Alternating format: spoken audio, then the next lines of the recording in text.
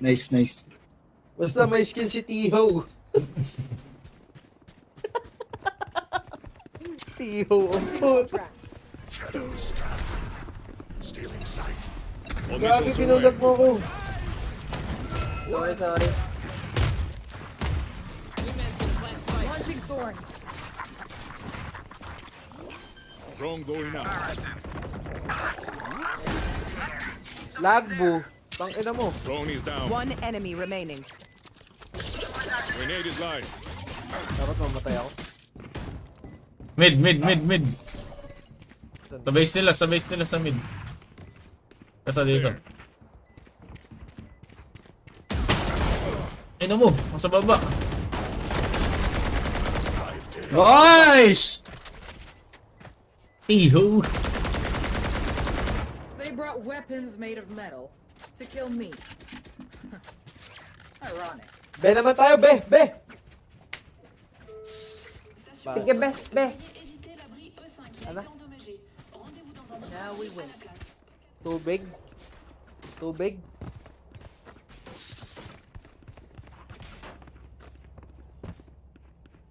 Pwede ko yung orb para may pang ulta ako.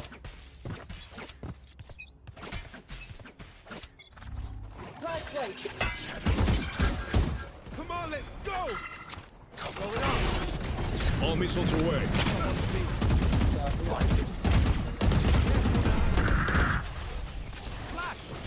Live munition.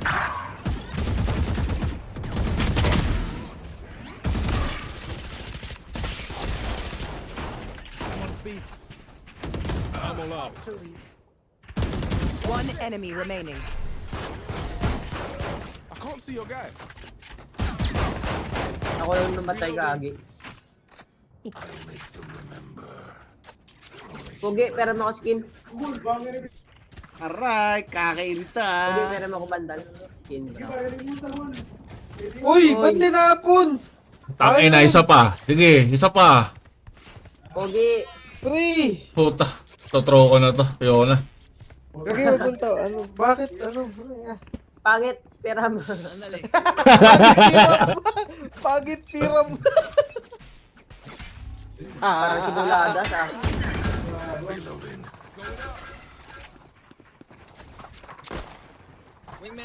All missiles away. Who's next? Cover going out.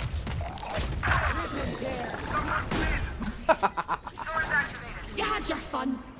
My Oh, saan pupunta? Ay, gago.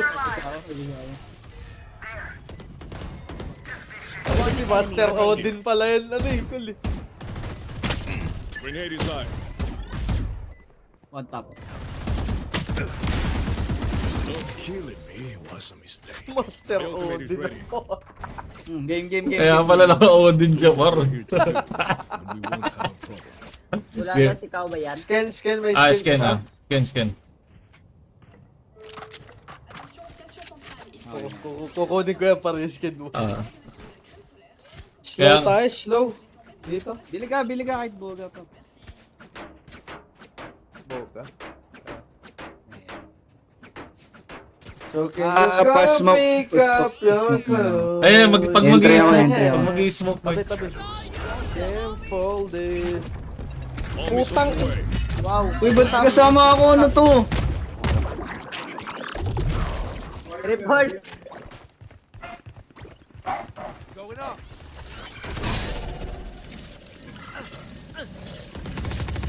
Right here, here is Kung hindi Odin, Ares pa. down A. patay ka dyan, boss. Last player. Patay din ako. Tinan to. Kung hindi Odin, Ares yung gamit. Report yung gecko. Ang ina niyo po. Lubra na kayo. Report na lang natin, pre. Pre, Ano pinapatay tayo, no? Pa-plant niya, pre. 6 na talo ko na to. Uy. Bigay ito skin, oh. I need a drop. Dapat mo. Tol Omen. Tol Omen, malakas ba ulan dyan? Gracias. Ano? Yung ulan, malakas dyan? Oo, malakas. Sa ang shop ka Mura na ba? naman kayo. It's ready. Ano?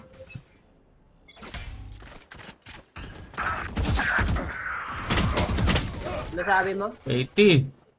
Master Odin. Na Master Odin ako.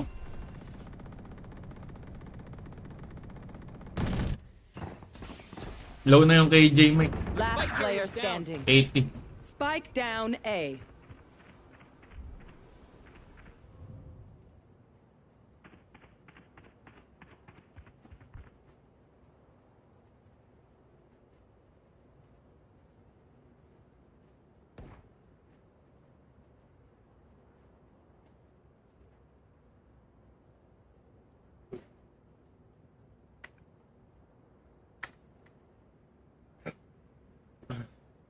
Hoy. Uy. Uy. Sayang oras niya. Uy. Nagto-throw na Alan, no? Dizzy's up top. Report. Somebody's there. Flawless. Report Wala na akong kasama, hindi ko kaya yun. Remember, no one wants to die out here. Well, you don't always get. Kulang sila pre. Oo nga, ano. Anis Majoris 1,000 larger than the sun.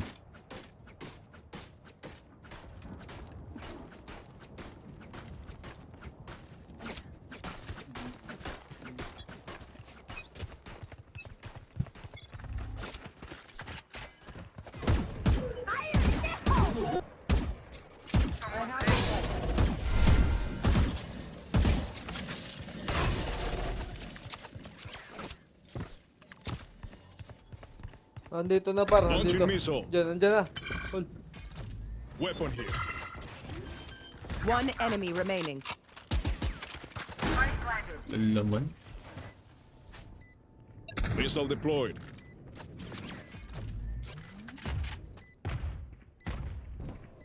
Ito. Gag.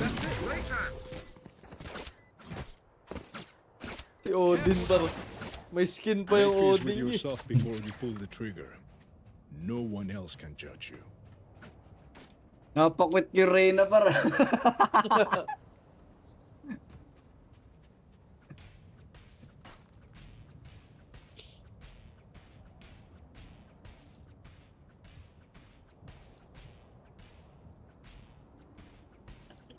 Swerte mo lang, mananalo ka pa.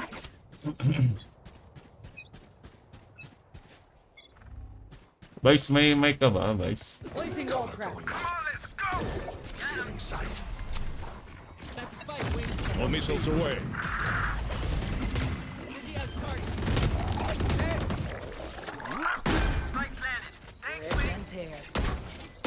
Sword activated.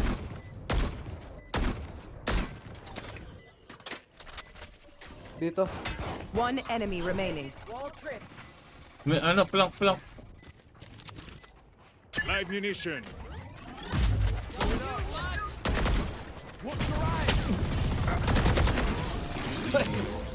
Living by his name. Last round before the switch. Spend everything. We keep nothing. Tol Omen, ingat kayo dyan ha. Malakas na yung ulan, tol. May Diyos kami, tol. Ano na? May Diyos kami, tol. Ano to? May Diyos. Sino Diyos nyo? Ano, tang ganon o ano, anong Diyos? We wait. Orange, Extra. iced tea. Cover going out. Drone going out. Ina okay. Open din. One suppressed. All missiles away. Huwag sa likod ko. Di ako sinoksak. Grenade designs. Kanan. Target down. One enemy remaining. Pa-OP to dito eh. Diba? Ayun na!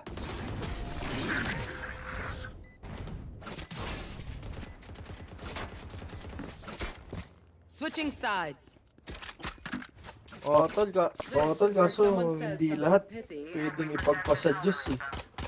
Kailangan talaga natin mag-ingat, tol. Diba? Reloaded. Oh. Oo. Sige. Sige. Pre, yung Crocolandia, nakatakas daw yung mga crocodile ah. Pre. Nandun, nakaupo na, pre. Tawa ako, par. Mga buhaya. Nakaupo na eh. Kapo na eh. Ano yun? Talagang alaga niyo yun? Aso nila yun, par. Dito, par. Parang ano niya yun? Aspin? Dito, likod mo.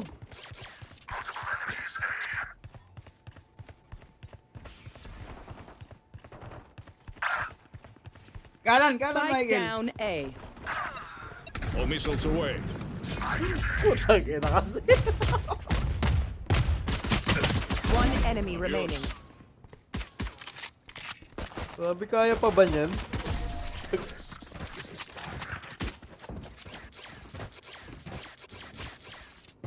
Strike at their weak points.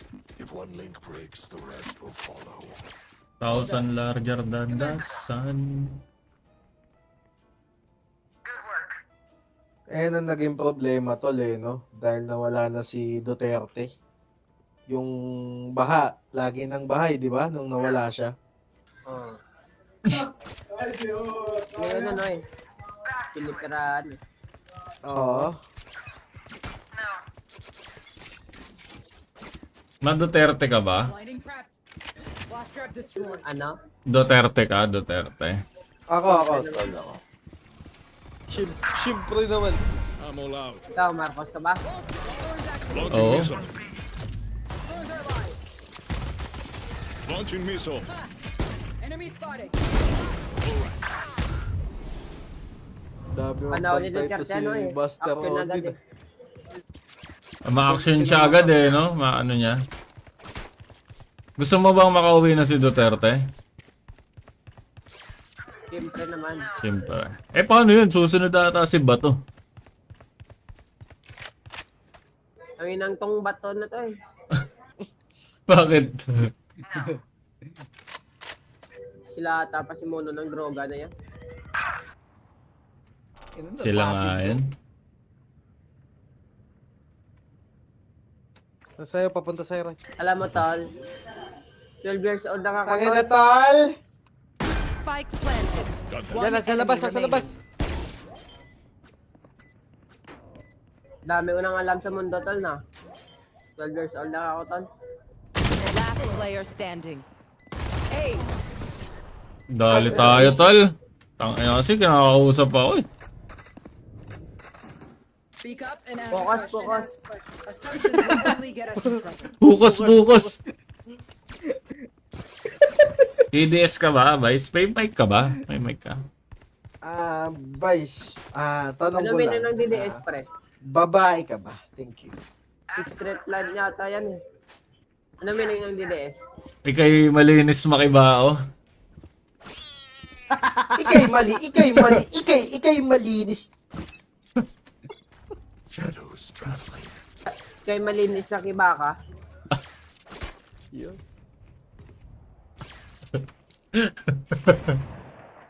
Ano meaning yun? Davao del Sur? Del Sur. Yan ata yun eh. Diba?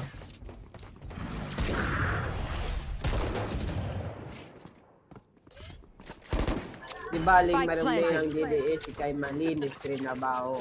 Yun. Ganun yung linya ni Six Straight eh. All missiles away. One enemy remaining. Rogers. Light munition. Knife! Uy na mo. Babae ka ba, Vice? Report talaga yan. Pogo ba? Suntukin pa kita eh. Match point. I know how this will end. Ikaw, Para ako Phoenix. Ano tol, ano tol? Ah,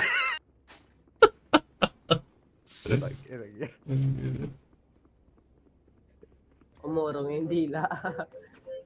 umorong yung dela na.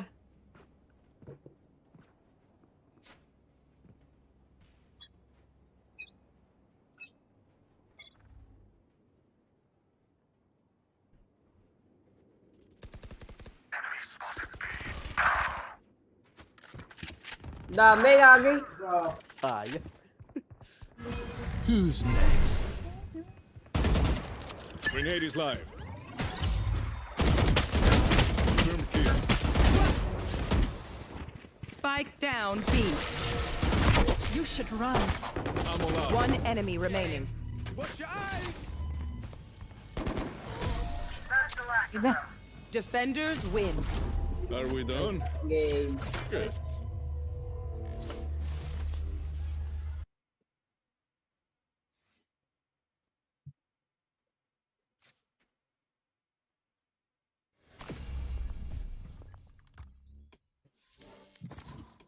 Ay, papalit pa skin.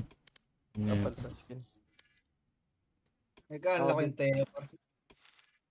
Unlock daw, right? Yeah, game na. Teka, palit na ako ng skin. Unlock ko na Meron yung Teo. nga, may mga ibang skin ba? Okay, okay. Ikay mali, ikay mali. Whip. Okay. Solo to Saan pupunta? Hoy, hoy, hoy, hoy, hoy, hoy. Saan pupunta? Come na, up, up, up, up, up, go up, go up. Dali, mag-up ka daw. Ikay mal, ikay mal. Come na. Ba, gagala ka na naman na. Oh, yun na, oh. Oh, mag-up na. Up na, up, up. Up na. Come na.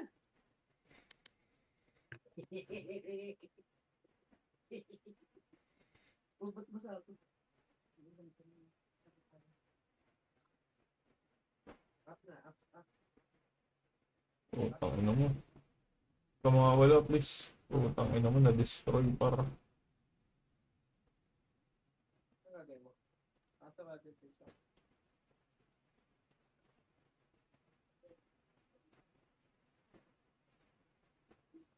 Match found.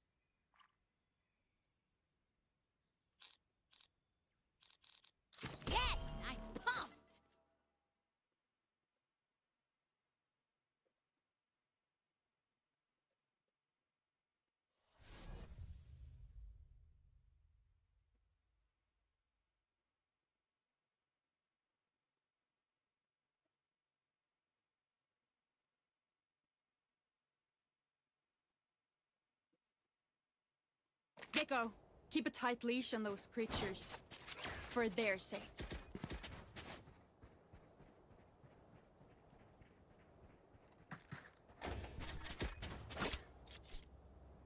Wala bang nagmamando dyan na ano? Tang ano na?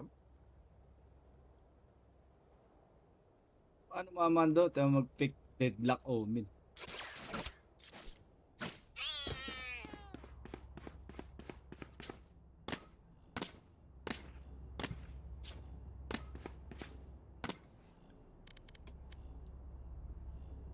Kasama pa sa akin. Tangina. Yung mga to.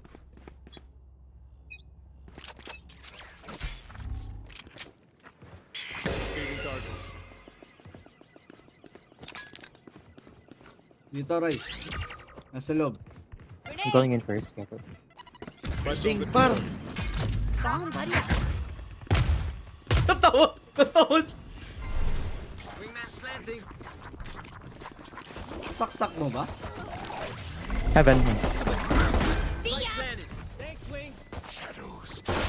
Ramon Pulag. You hollow. Defenders Yohal. Comsan natin, Mike, para mag-coms. Lamp. What? 140.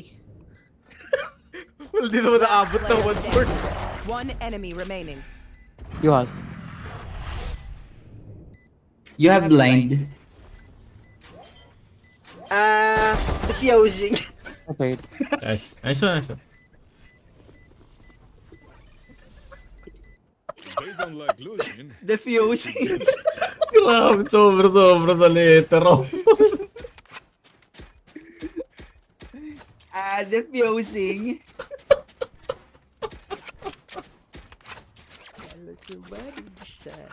Defusing.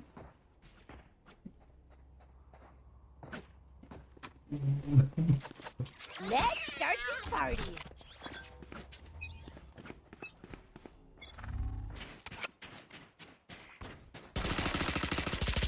Reloading. Grenade! Satchel out. Satchel out. That's spike wing. Up the way. Bomb buddy out. Sinatay ako Ray ah. Nakita mo ah. Sumugod ka eh. One hookah. Hoka. Entity killed. One enemy remaining. Okay. Let's go. Who's got the snacks? Sino to? Teho, why you kill Gecko? You're all more important than words on a brief. Oh, Ay, I don't know. the fuck?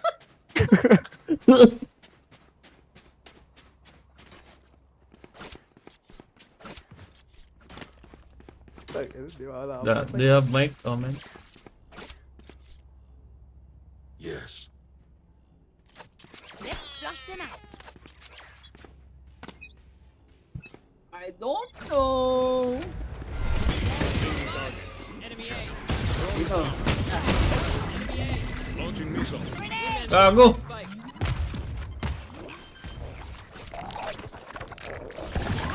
Missile deployed. Thanks, little man.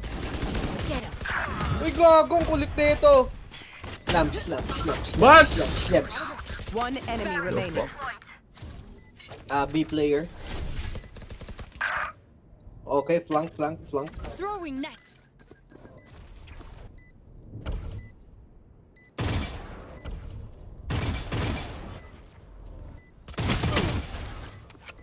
Calm. Well played. Well.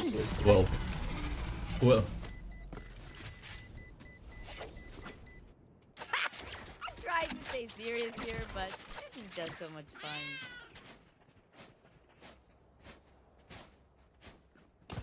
I can buy. Omen, can you buy for me? Can you ride for me? Can someone buy me, please?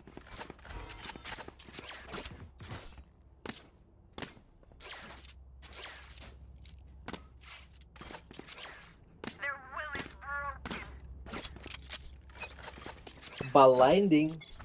Up you go.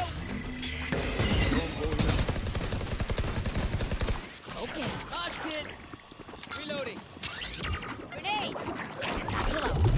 Pasok, right. Brimstone showers. Sky's out. My ult's ready. Planting. One enemy Ready remaining. for me. Spike planted.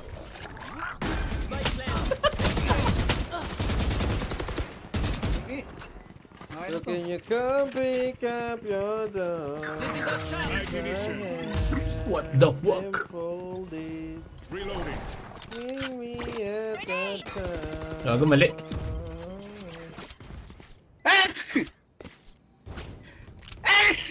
But I want you to fall back, fall back. Dito para dito, salong. Aking ka na. Nice. Ay. Their clove returns from death, yet natural balance is preserved. How is that possible? So comfy covered in your clothes. I have them folded. Everybody, I want your body to shine. It feels beautiful. Damn, bro. Let's see how it goes. Damn, damn bro. Damn, bro. Bomb buddy out.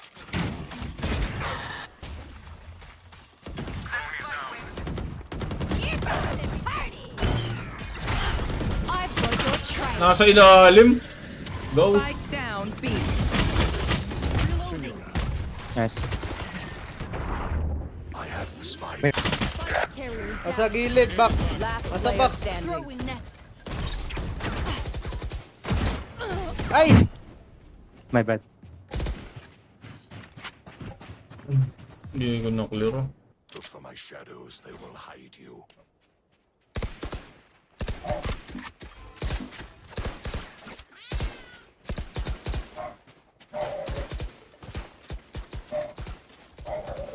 I can buy.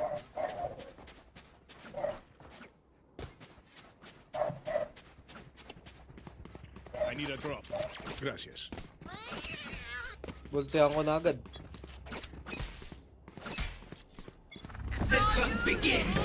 Nasa kaliwa, kaliwa, kaliwa.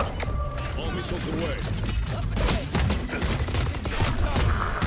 Alam mo, malog yung ulo ko.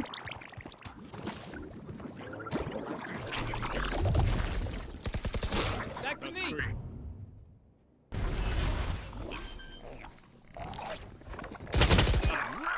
Dalawa. Thanks, Dalawang little spawn. man.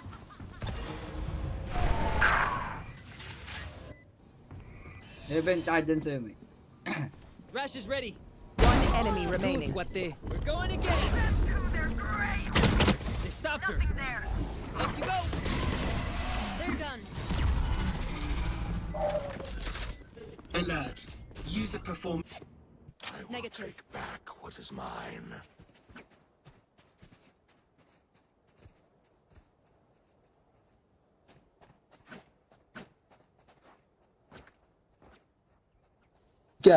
Kung malaki ang titi mo at gwapo ka at mabango. Ipiin mo lang ako ngayon after ng live ko.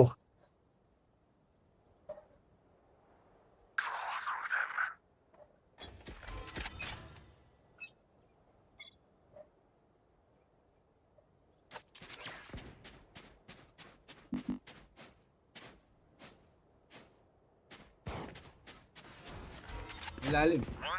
Pasok tayo, pasok tayo. Ano, pa pa. Call, tara call, call. Bomb Go, buddy go, go, go, come, come, come.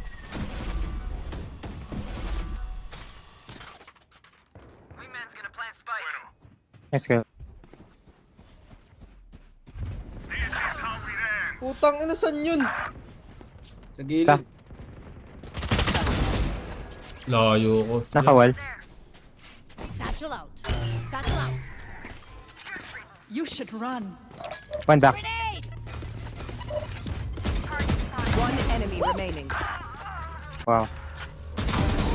Ba yan, hindi ba niya alam na binomba Okay. sa likod? We're here because we're the best. Don't any of you forget that.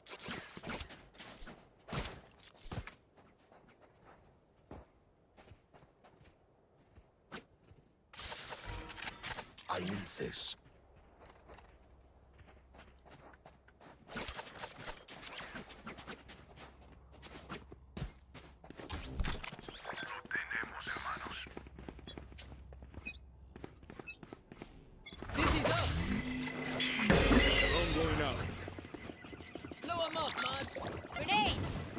Satchel out.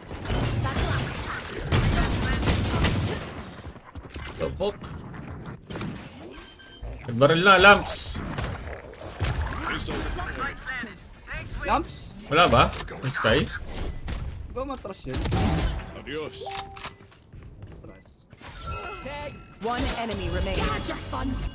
Mine. One enemy remaining. Dizzy's up top. Nice.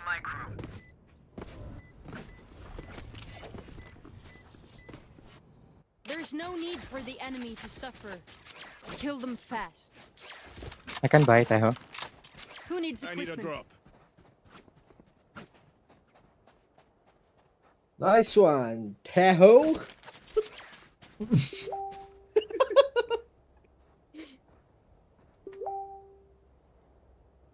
Inang yun. Hindi makapikunin ng puta. That brimstone's just sparks. Wala eh. Binubuhat eh.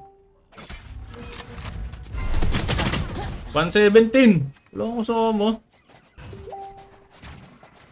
Cover going out. Hindi yun.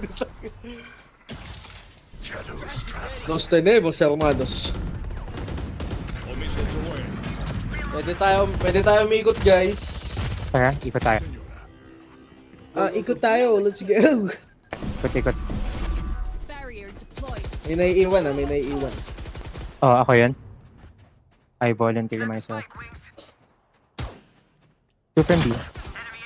Ading mic. Putang ina. Nice ka ko. I've got Low yung clove. Low yan clove.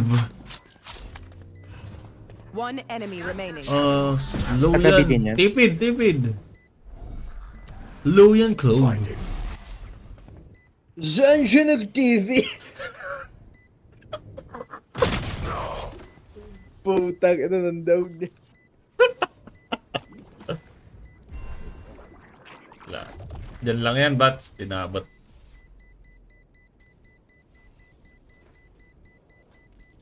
Wait. Well played dun.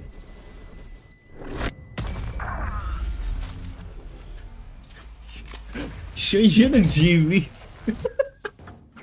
We can't stand around all day talking about killing them. Or we just do it.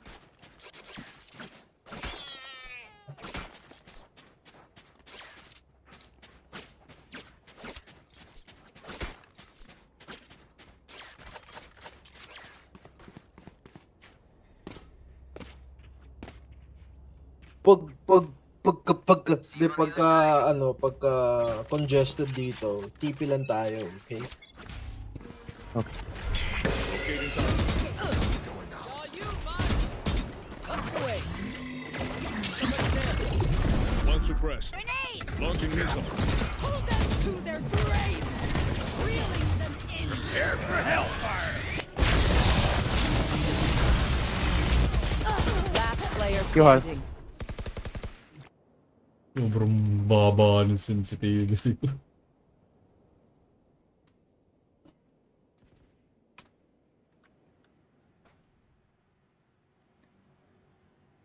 Sky U-Haul. Saan daw? Saan daw? Doon ba yun? Yung sinasabi niya? Oo. Make them regret Ang their alam ko choice doon, of lamps profession. eh.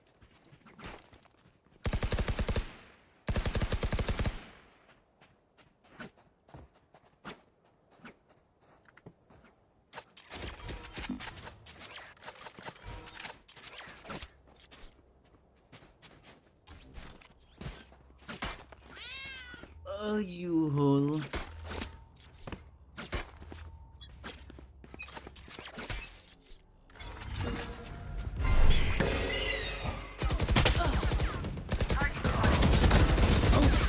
Itong ina mong spray yun. Meron mic. Plant spike. Wingman's down. Rifle. Spike down A.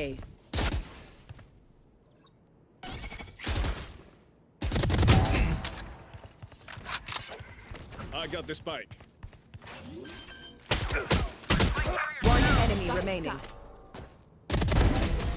Couldn't just Okay. be friends, huh?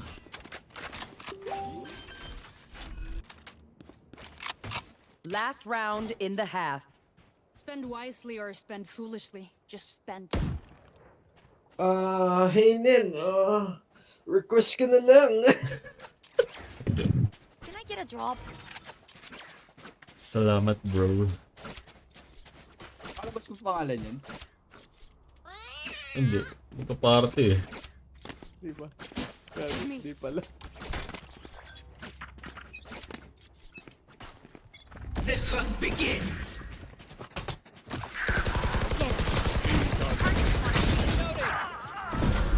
I've got Ilaw. your trail.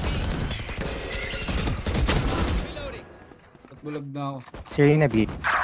Enemy spotted. 1B lang, 1 flank. Wingman's planting. Up you go. All right. My ultimate is Nice kill. This is how it ends. Grenade is live.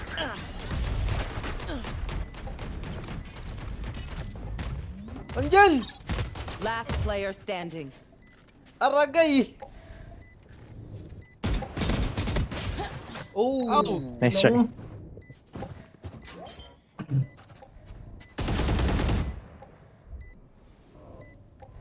Jerry.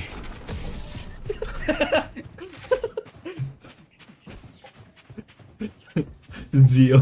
Switching sides. Jar. My burden never ends.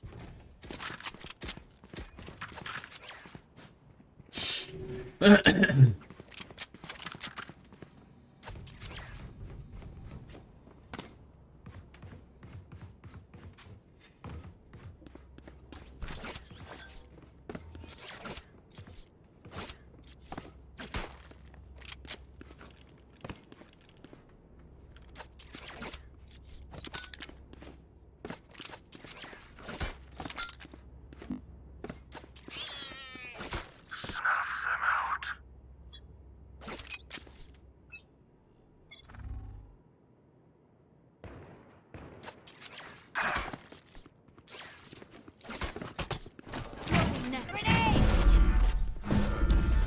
Over there. Left side, Ray. One down.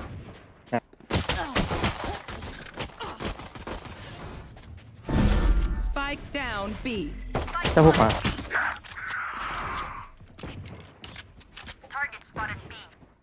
Last player Putang standing. ina mo.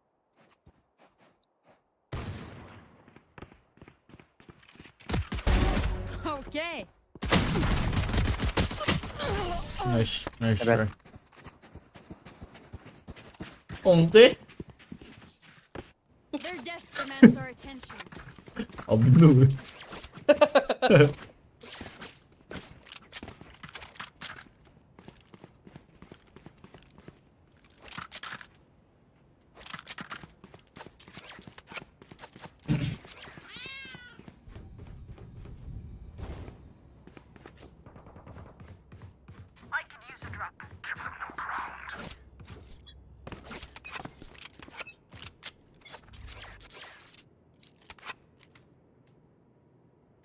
Careful A.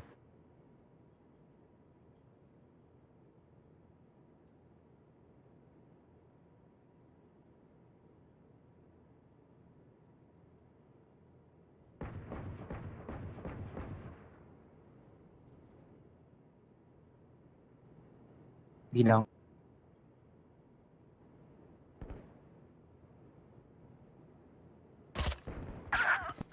Two B lang. Grenade!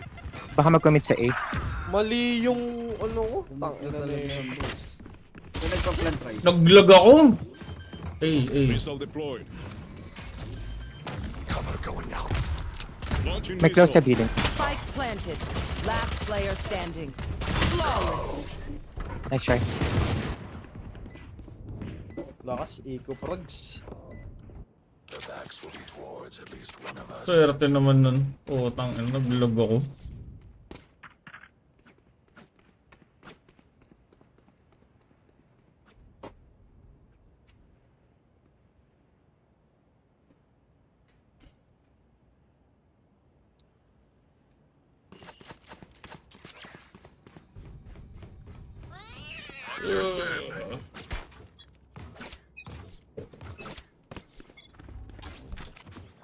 Dito, dito, dito.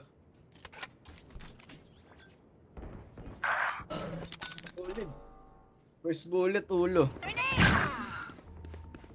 Ang ina talaga oh. Bomb buddy out. Nice kill. Hookah. One shot. Satchel out. Spike planted. Nanat. Last player standing. Nanat guys. Nice try.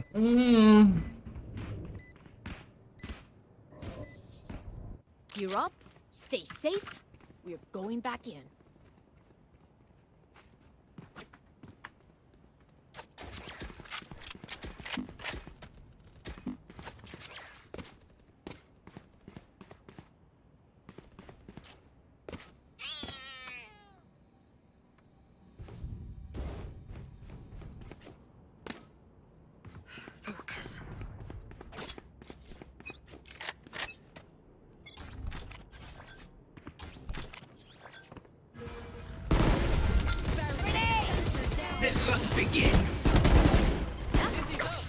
Nice kill. Okay. Get him, wingman.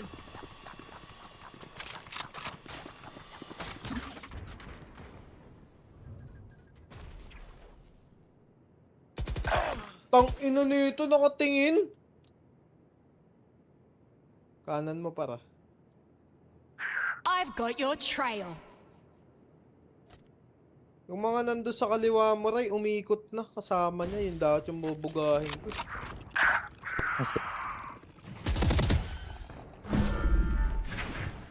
Puka, bumaba. One enemy remaining. Spike planted. Nice. Nice. Shame. I love explosions.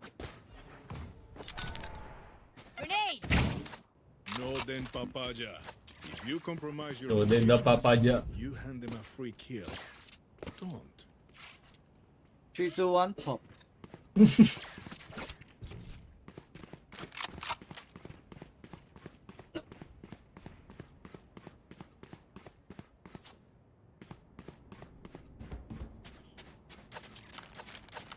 Yeah, pwesto ko pa rin.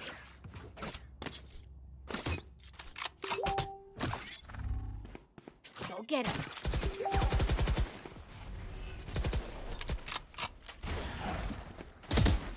Shadows traveling Grenade! here. Ult's ready.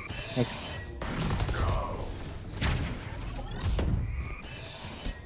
Here comes the party!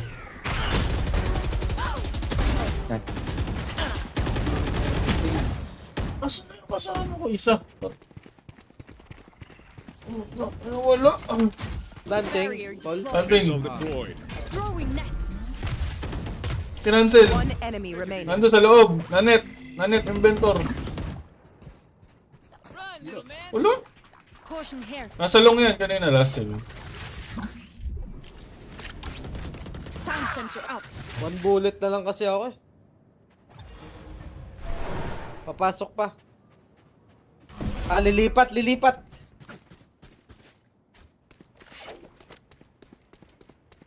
Pag natalo tayo dito, 30 seconds papapotol ko titi ko. Shit! Spike planted. Nice tite. Okay. Grabe tol, sinave mo yung TP niya. There are not at all. All is well. This should be simple enough. I flush them out, you finish them. Who needs equipment? Tite, pwesto ko, tite. Salamat sa pag-save ng titi ko. Request ka, Gecko. Ay, gago, parang. Padig, parang. Padig. Nice, te. Okay yung titi ni Let's Pano. make some Save. chaos. Oh my god. Bomb buddy out.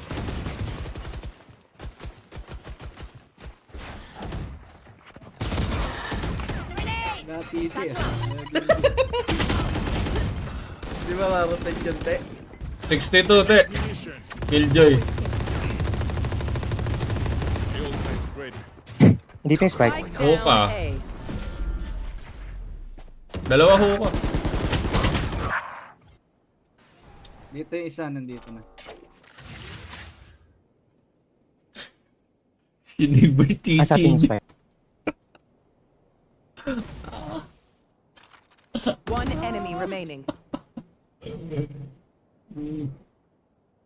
Last in titi, ako ka. Teka, te. Last player standing. Minus 40. A short. Sa akin mo titi. Huwag tryhard. Hit bullet.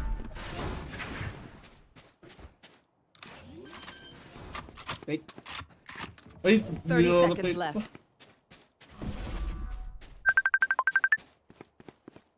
para pag napatay mo yun, all chat mo.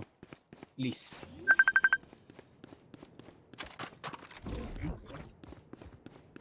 Push it. Oo. Ano trip mo? Wala, bakit? 10 seconds left. Oo. Hindi mo ticket gago, dumami, anim na yung akin. Spike planted. Crash is ready. Tapos Nice. tayo merong isa na request parang sa GIC. Ito nga, nagbubukas na ako ngayon. Ilan ba yung ticket kanina nung Friday?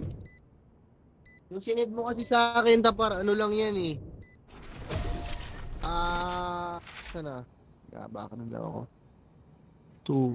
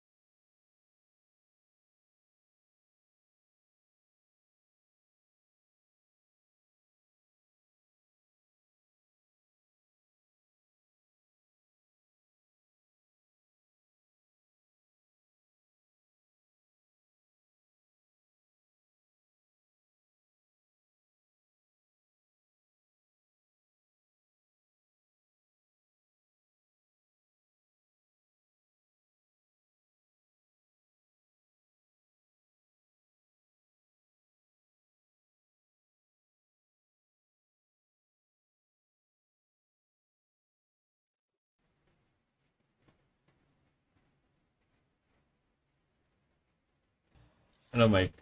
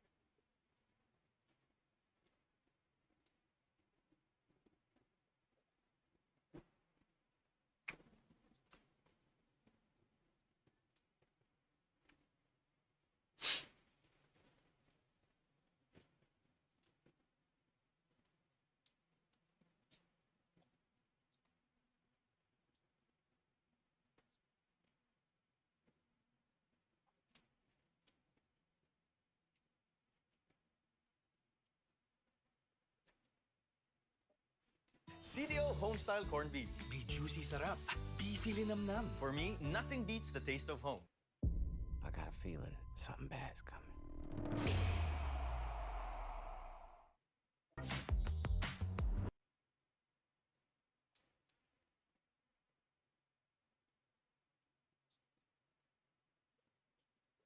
To dive, but BDD is not going to over push here. Nice force by Doran.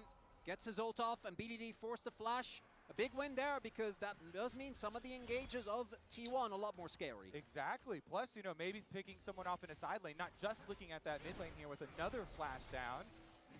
Very important for T1 that in a deficit like this, although not game-ending, that they can find these avenues for individual outplays. But now it's Doran's flash traded back. BDD came back to lane. Redemption coming down to heal him up. Major cooldown that will not be available, crucially, for this Herald. KT are already on it, and they've just been one step ahead of T1 the entire game. Herald guaranteed, and what is the counterplay for T1 even? With Doran being pushed off of the top side of the map, there's not much for them to get except for a Scuttle Crab. Bottom side mid wave is not even going to get pushed all the way in. Doran, that's 4 people. Concussive blows. The Cyclone immediately comes out as well. Doran can't push a single button. KT merciless on the dive. Doran caught asleep at the wheel. Overconfident T1 trying to fire back for first tower, but it's KT who get it. They've got the boot upgrades already, and they get the tower early here. 2,000 now the gold lead. The Dragon stacking continuing. KT in game number 1. The coaster does keep going up, Chronicler. Yeah, and obviously, you know, what goes up eventually. Oh, arrow doesn't hit. Sidestep Peter there in time to body block if necessary. But I want to highlight, what did this cost for T1? So Doran TP's top to try and salvage this turret, right? Stall. If there's 2 people there, he can probably at least keep it alive long enough for his team to win it. But he TP's in. Then Faker also has the TP towards top to prevent them from taking down the inner. So now T1 not going to have those available for any upcoming fight. In about a minute, the possible soul point for KT is spawning. And credit to T1, they're leveraging the power of the VAR as well in the mid lane. They've consistently had mid-prio. They've used it to chunk away at that turret, chip away at that potential objective. Losing out on the boots is very unfortunate, but need to see if KT can keep this momentum going, because this is the pocket of vision you were talking about. Already set up by T1. One step ahead when it comes to this objective and the control they have over the area. KT might just give it. Only now are they getting control of mid lane. Yeah, at the middle stage of the game, the team fights are definitely still very winnable here for T1. There's not been this huge break point that KT have hit, even though they do have a very nice lead in this one. You know, Cuz does not have his full second item completed on the Wukong just yet, so it is still about positioning and execution as they look towards this Dragon Soul point. 4 seconds on the arrival of the Mounted Dragon, and Rifthold is used mid for priority. Wall to try to block the initial charge. Is just going to deny that. Well played. Good piece of mind by Faker to deny that potential prio point. It still does mean, however, that KT get access first to the objective. Owner, Guma, Faker, Keria all ready to go. Keria's ulti, you highlighted it earlier, can be crucial, can deny some of the members of KT access to the pit here, but it's a very slow, drawn-out secure. BDD marking Doran on the flank. Arrow starting to rain. Peter getting chunked out. A flashback from Perfect. T1 chipping away at those resources. Eyes on the equalizer. Redemption now used. Cooldown up just in time. KT is going, but now they want to turn it right back. Instantaneous equalizer. Keria locked up. Rumor coming in, but denied. Keria wants to knock Perfect out of the fight, but it might not matter because it's Doran into the back line. Owner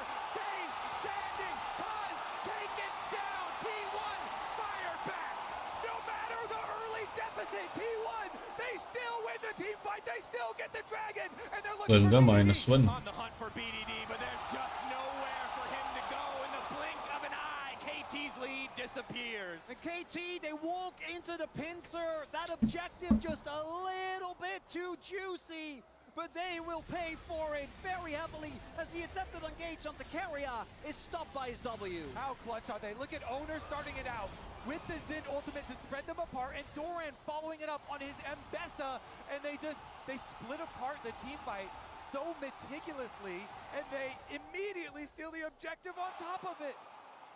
Frustration on the face of KT, not the end of the world, but the goal a lot closer now. We look back at that team fight, Owner, a hero, Guma raining down arrows, but also Doran was getting focused, made a mistake TPing to the top side, bounced right back in that fight to be critical for that T1 advantage.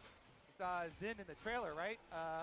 Yup. Zin, some new lore, maybe Owner is the main character.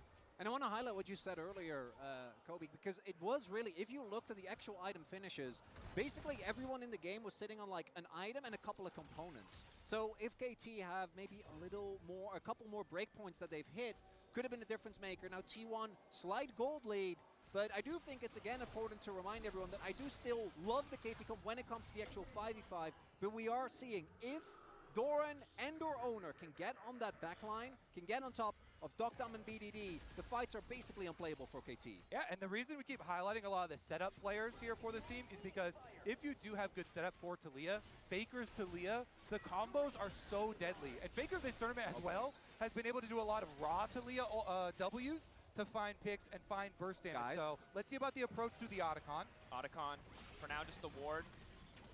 Doran is getting the top tower at the moment, so that is going to be guaranteed gold here for T1. And this is the struggle of playing against T1. Their movement around the map is so confident. KT need to be ready to pull the trigger, and they have. Otacon started. A big risk. Doran resetting back to base, likely to finish the second item before he TPs into the fight if needed. Owner in the area. It might come down to just a 50-50, but Faker also has access to the Weaver's Wall critically. No flash for Dokdam. No flash for Cuz. KT luckily able to reset the objective, but I don't think they're going to get a chance to leave quite yet. T1 know they have an advantage in the fight if it comes down to the 5v5. Flash forward. Ulti into the back. Immediately things get picked off. Peter does his best to heroically disengage. It is not enough to keep Dokdam standing. Cuz taken out as well. Doran in the 3v1.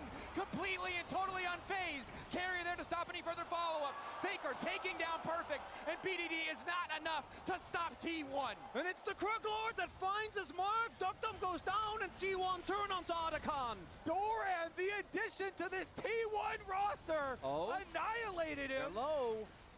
Resetting, resistance is shredded by the Otacon. Carry a ward over the wall, spots out Cuz. T1 know it's a 50-50 now. 5 seconds on Dokdam, but he doesn't have access to a TP to make it to the fight any faster. Perfect TP available. BDD finds the angle into Doran. Carry now backing up. 3K on the objective. Getting lower. Steadfast presence gone. Faker on the backside. Cuz wants to try to make it out of this one, but now they're moving at the advantage. Take out Guma. No, Guma living. Who's the fight to finish him? Looking for a bit more damage, but T1, they find the double for Carrier. They take the Thornbound Otacon, and Perfect. It is too little. It is too late. Faker teleports in and he saves the team fight. He gets that shove. They get the Otacon. And KT try their darndest to get that objective, not able to do so. And so many cooldowns used there as well. That's going to set up perfectly for T1. 3.5k gold lead. 1 minute till the next Mountain Dragon. And now T1, it feels like they're in full control. What a fight, what a scramble. BDD makes a heads-up play, flashing onto Doran to get the first kill of the fight. And then T1 are communicating the teleport arrival from Faker. Look at Owner running away so that Cuz can't find burst damage onto him. And once Faker comes in and gets a double shove. And that shove ends the fight immediately. They were a member up. And Perfect, if he was alive just a little bit earlier, could have been the difference maker, but not in time. And T1 now with the biggest lead we've seen in this game so far. After that 4K gold lead on top of a discrepancy of 38 petals, 40-2. Oh my God. Nearly 8K in gold and an additional effective stats or XP from those petals. A nearly unstoppable advantage. Luxury items coming through. The Seeker is there for Faker. Perfect's utilized in the previous fight. Things are getting dark for the side of KT. They're going to fight back to the bottom lane to try to get vision of this area. They could not secure the third Drake.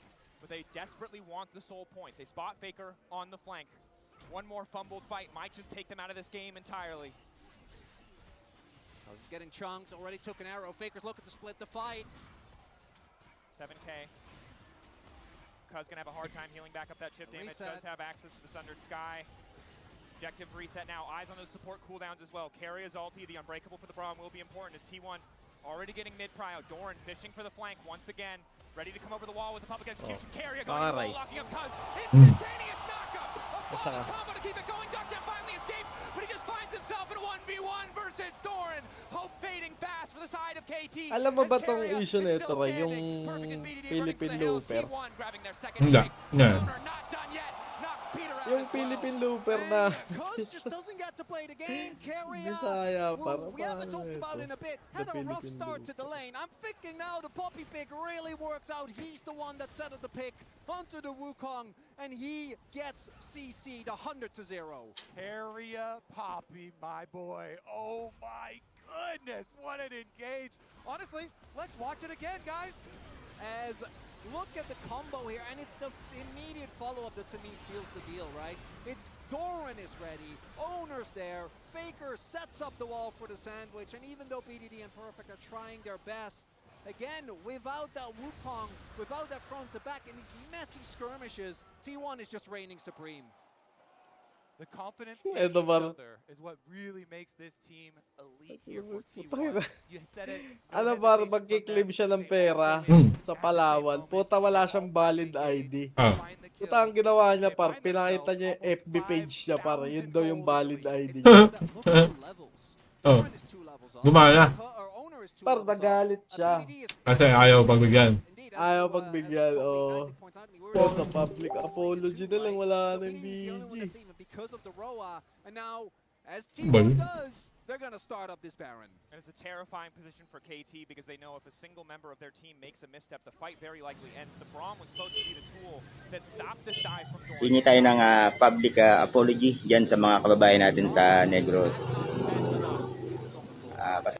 Yeah, they don't dare to go for it. Nasaan yun? Nasaan yung pinost niya na ano? Hindi yung pinost, may nag-post eh. Could have made it out, but they don't want to go for it. Yeah. Faker with his arm has a couple of ways to buy some time. Sagad. Overextend going for the chase.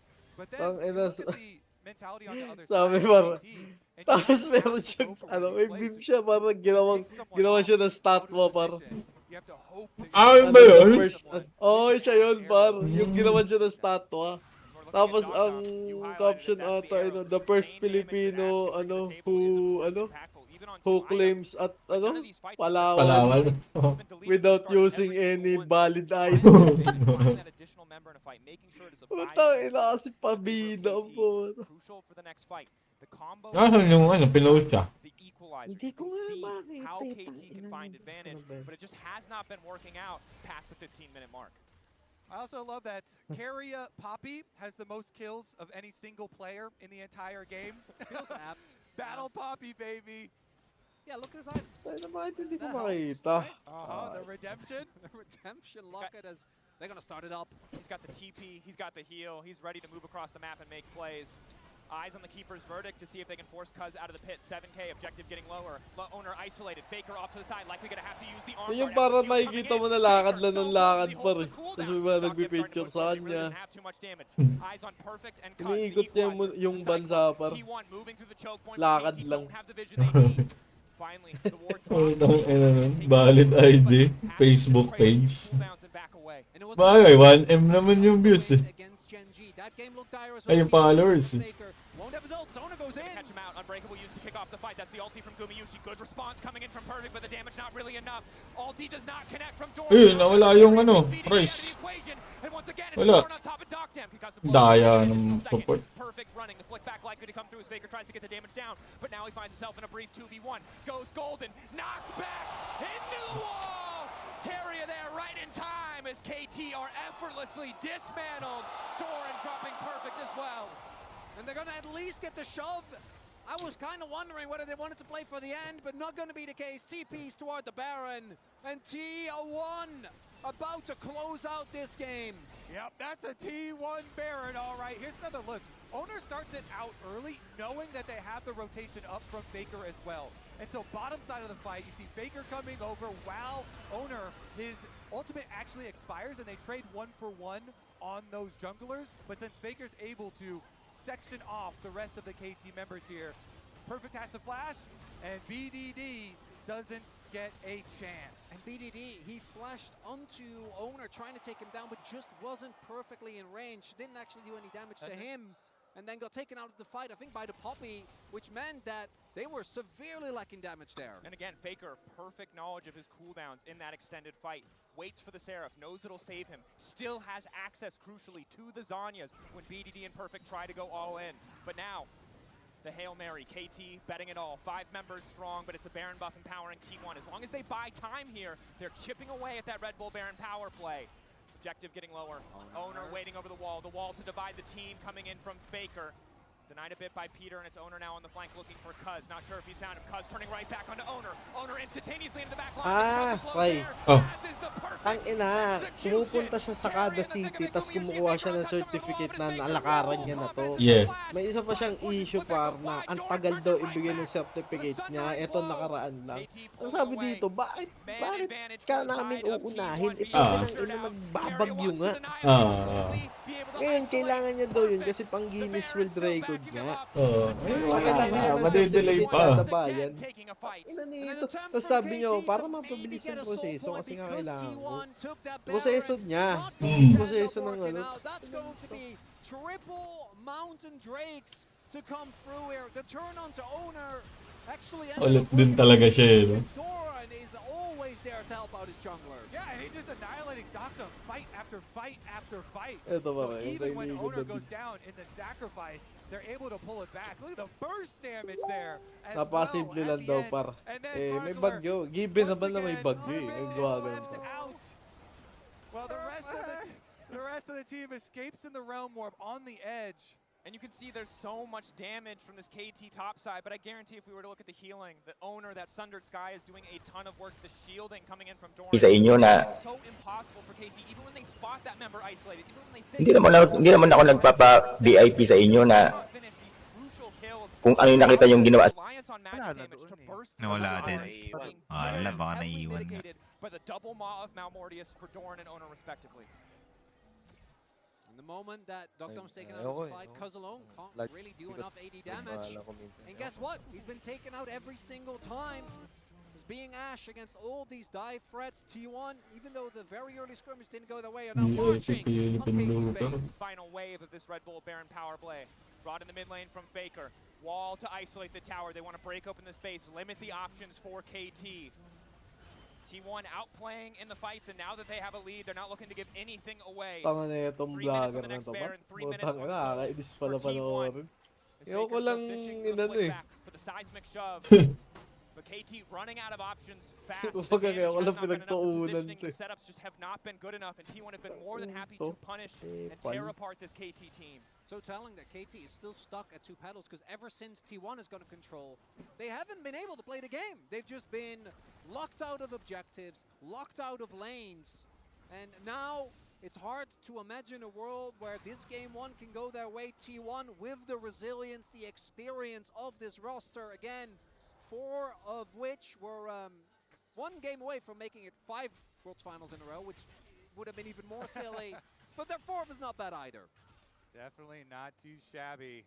Let's take a look, though, because we're going to teleport up to the top side and look to get our ending push in for T1. Quite probably as they rotate everybody over to this corner of the map. Bot side, BDD trying to buy some time since the inhibitor is down in this lane. He's pushing it out to try and hopefully for KT set up one of many defenses that they're going to need to fight their way back into this game. Perfect, going to use the equalizer to clear the way, but it will not stop the tier 2 tower from falling. Does give a bit more time to BDD to get a tower back in response, securing a bounty, but it's still a 9,000 gold difference. I don't even care about the pedal math anymore. All you need to know is it is a lot. It is a lot of lead for the side of T1, and for KT, it will take a miracle or a misstep from the side of T1 to bring them back. And you already kind of start to think about drafts for the rest of the series as well, as we are in Fearless.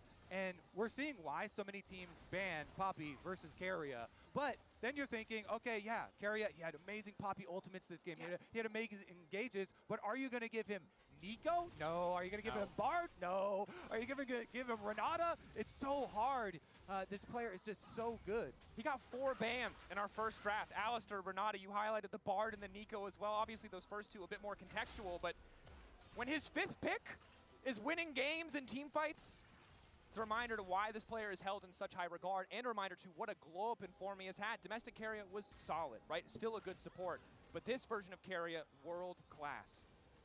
Faker also has 100% kill participation on the Taliyah, by the way. Full 20 for 20 there. That's 18. Just kidding. Also. That's why you don't do math. I was about to say. It's okay. That Keria double kill didn't count. We don't give that one. We don't. That one, those two just It didn't happens count. to the best of us. I felt like Don't we worry needed a about it. comedic break. Short. Yeah, because barring a KT steal of this next dragon, Lalaro ka? it will end on Huh? Lalaro. Bump, bump, bump. definitely Mountain Soul. We do see a Vamp Scepter for Doc Dom. Some Grievous wounds as well, maybe help him heal back up, but of course the range discrepancy is big, but more importantly, 3rd item coming in for Cuz, 4th item for BDD, that death cap. Maybe now if they catch someone out from T1, they'll be able to finish those crucial kills. However, you have the pressure point on the top side from Faker. In the bottom lane, super minions are barreling in. KT, if they make a single wrong choice, they're likely to lose something regardless of the outcome.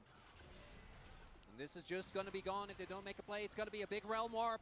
But you're Realm Warping possibly straight into your Doom, and I don't even gonna get the chance! Cuz taken out of the equation, 6K getting lower. KT start to flounder.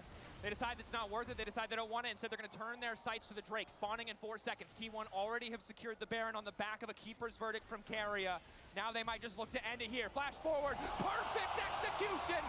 Aptly named as Doc Dam takes him down.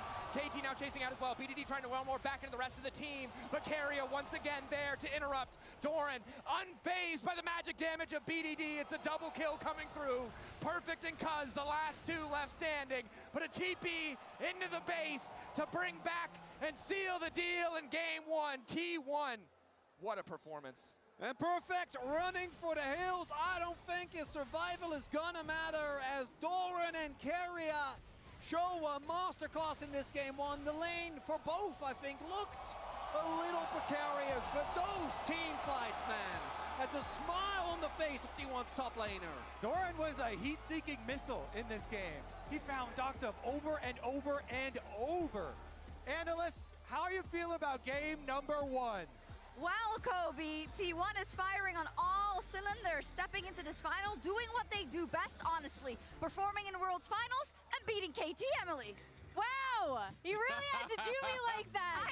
She did tell me before this she had a surprise because I was like, just come to me first and I'll just be like, this is looking a lot The surprise like is pain. regular season.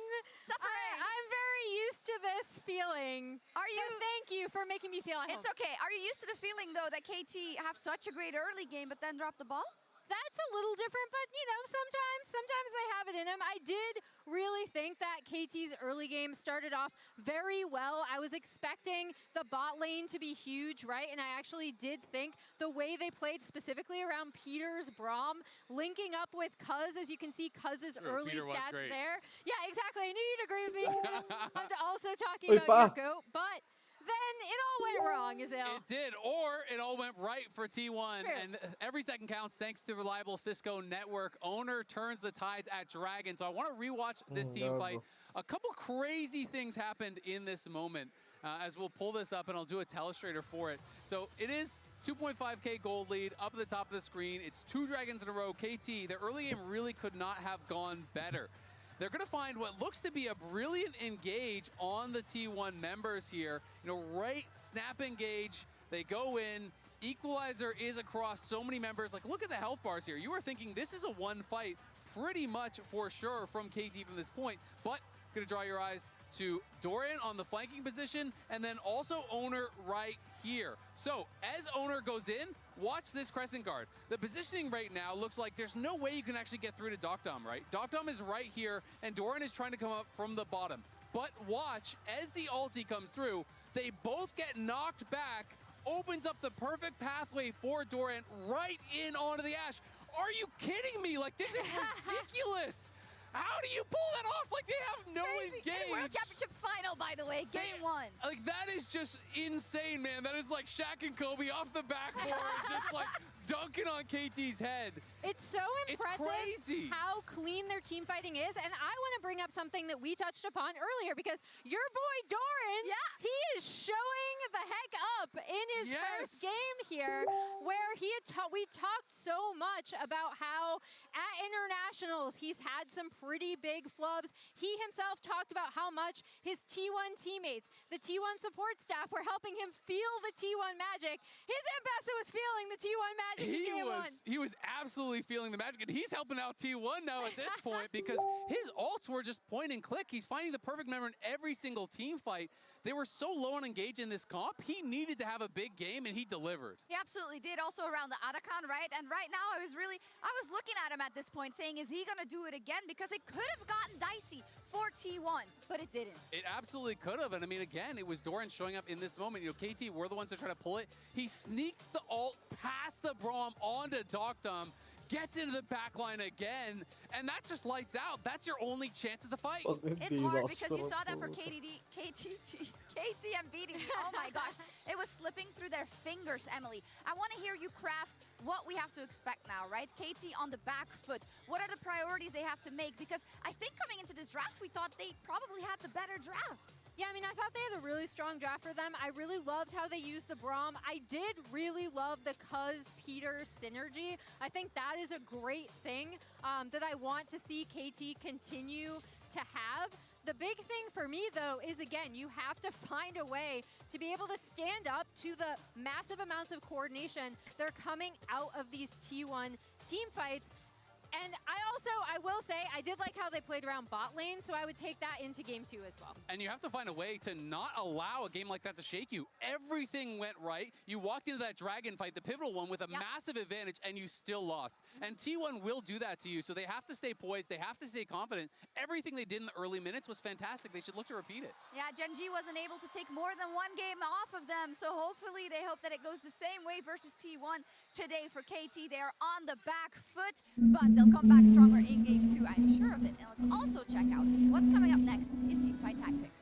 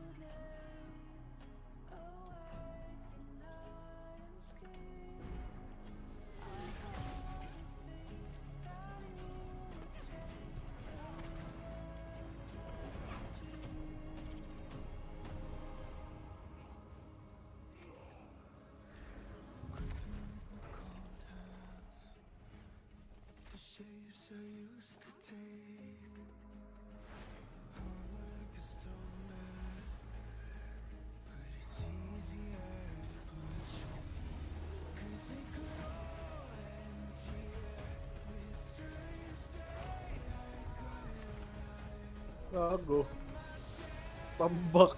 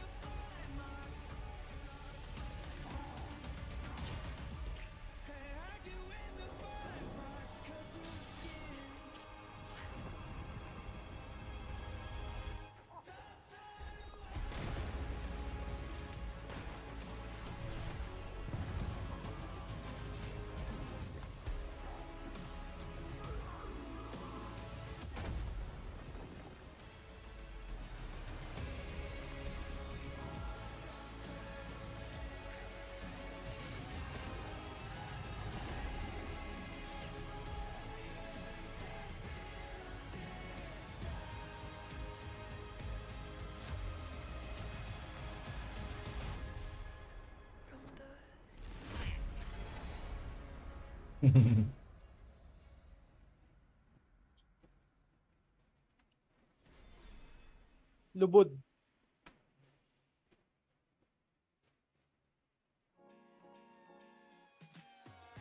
안녕하세요. KT 피터입니다. 오늘 이렇게 촬영장에 좀 와봤는 결승 촬영장에 와봤는데요. 이 촬영장이 약간 결승을 향해 가는 길을 대리석처럼 표현해놔가지고 좀 이쁘게 나올 것 같고 기대가 됩니다.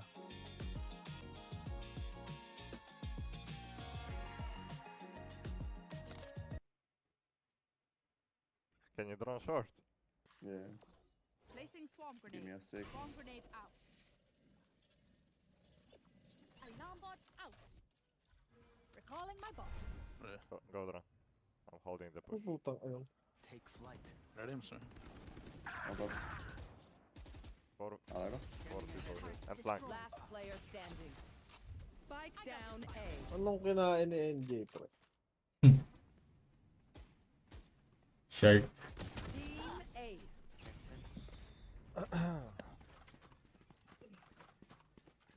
Iwan, gago. Like, just 1 second. Let me close the window. Need a drop. Hello? Yun na. Gawa ko na lahat pa. Ano magawa mo? Kain, ligo, kain kay Frankie. Naliligo ka pa? Oh, par. Yun ang sinabi. Hindi ka naliligo. Ngayon, hindi. Puto bakit? May aircon ka kasi par eh. Ah. Kami wala eh. Happy naman. Required sa Pinas yun.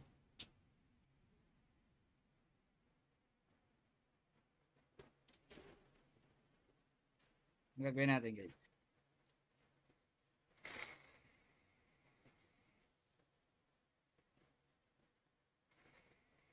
Pa-farm sana ako ng XP, oh. Ano ba? Dota na ba? Trabaho lang ako eh. Dota na ata.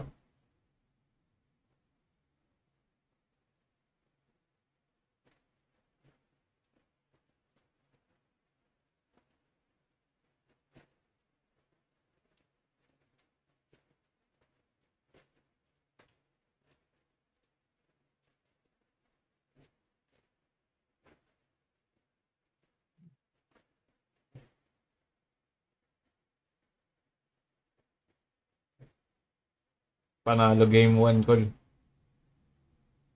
Faker. Ay, champion na naman yun. Tripit. Ang galing na support nila par. Puta grabe. Nauubos yung ban ng kalaban par dahil dun sa support. Ano yun, Col? Alam mo yun, Mike? Okay.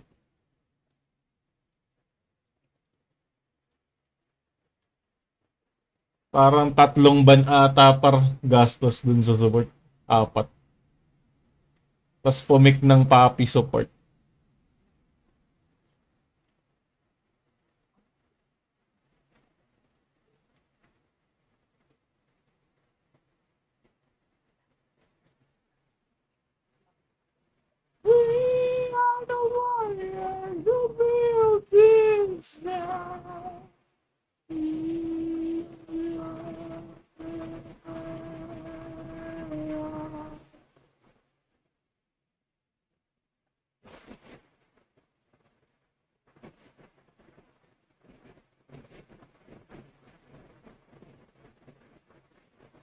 Oh, smart.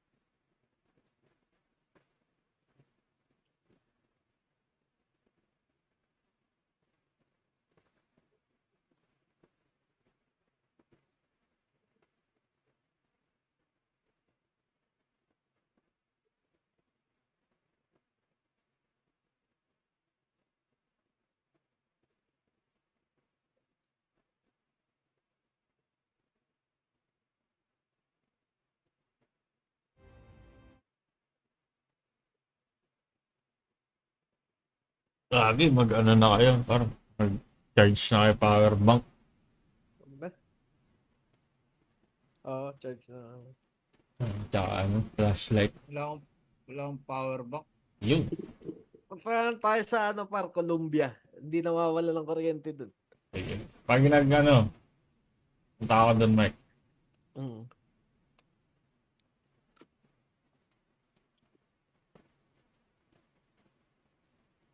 Boss Columbs.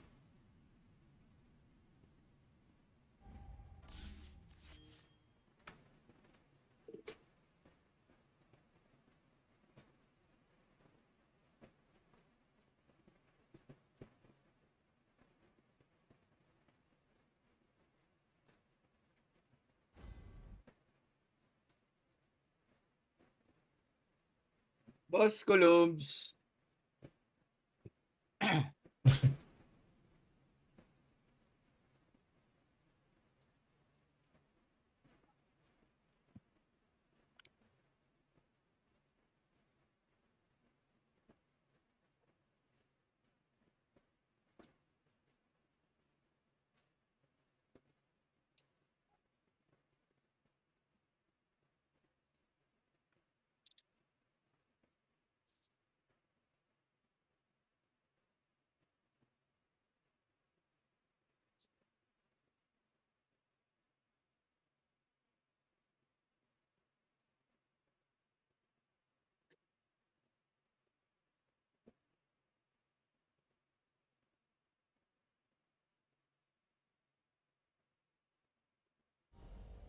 Ihila.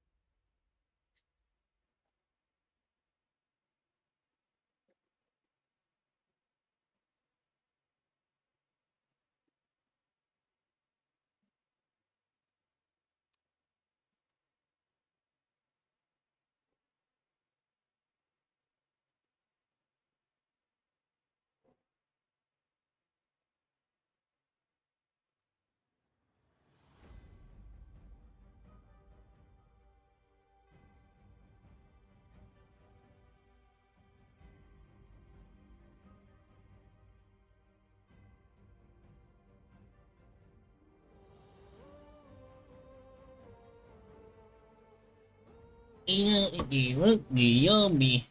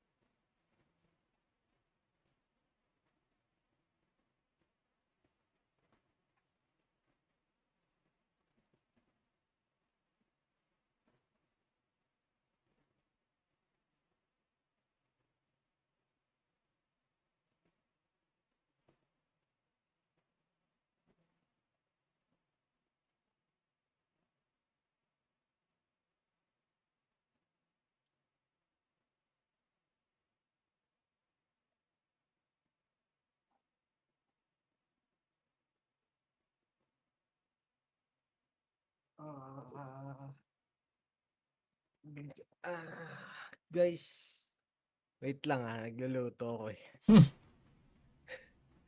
Col, ano tayo? Bago matapos ang 2025, Col. Ano? Col. Ano tayo dun, Col? Balik tayo dun kila Ate Burns. I think that you should, Ate Burns. Oh. Ayoko! Ikaw na lang. Ano yun? Kila Ate Burns, yun dun sa Quezon, yung pinuntahan natin. Okay, guys. Ayoko! Kotse ako. Kotse. Ay. Sige. Kotse? Bakit? Bakit? Bakit? Hindi, motor pero marilaki daan. Oh, doon naman tayo dumaan Saan ba tayo dumaan? Hindi, Yung papunta, hindi. Sa likod tayo Saan dumaan. tayo dumaan dun, pre? Nakalimutan ko yun Ayoko! Yung bayan-bayan. Bayan-bayan? Morong Rizal ba yun? Ayoko! Kila Ryan. Ikaw na lang. Kailan ba uwi na ito, Ray? Ngayon ah. Si Pat. Sama ba si Pat? Siyempre, hindi.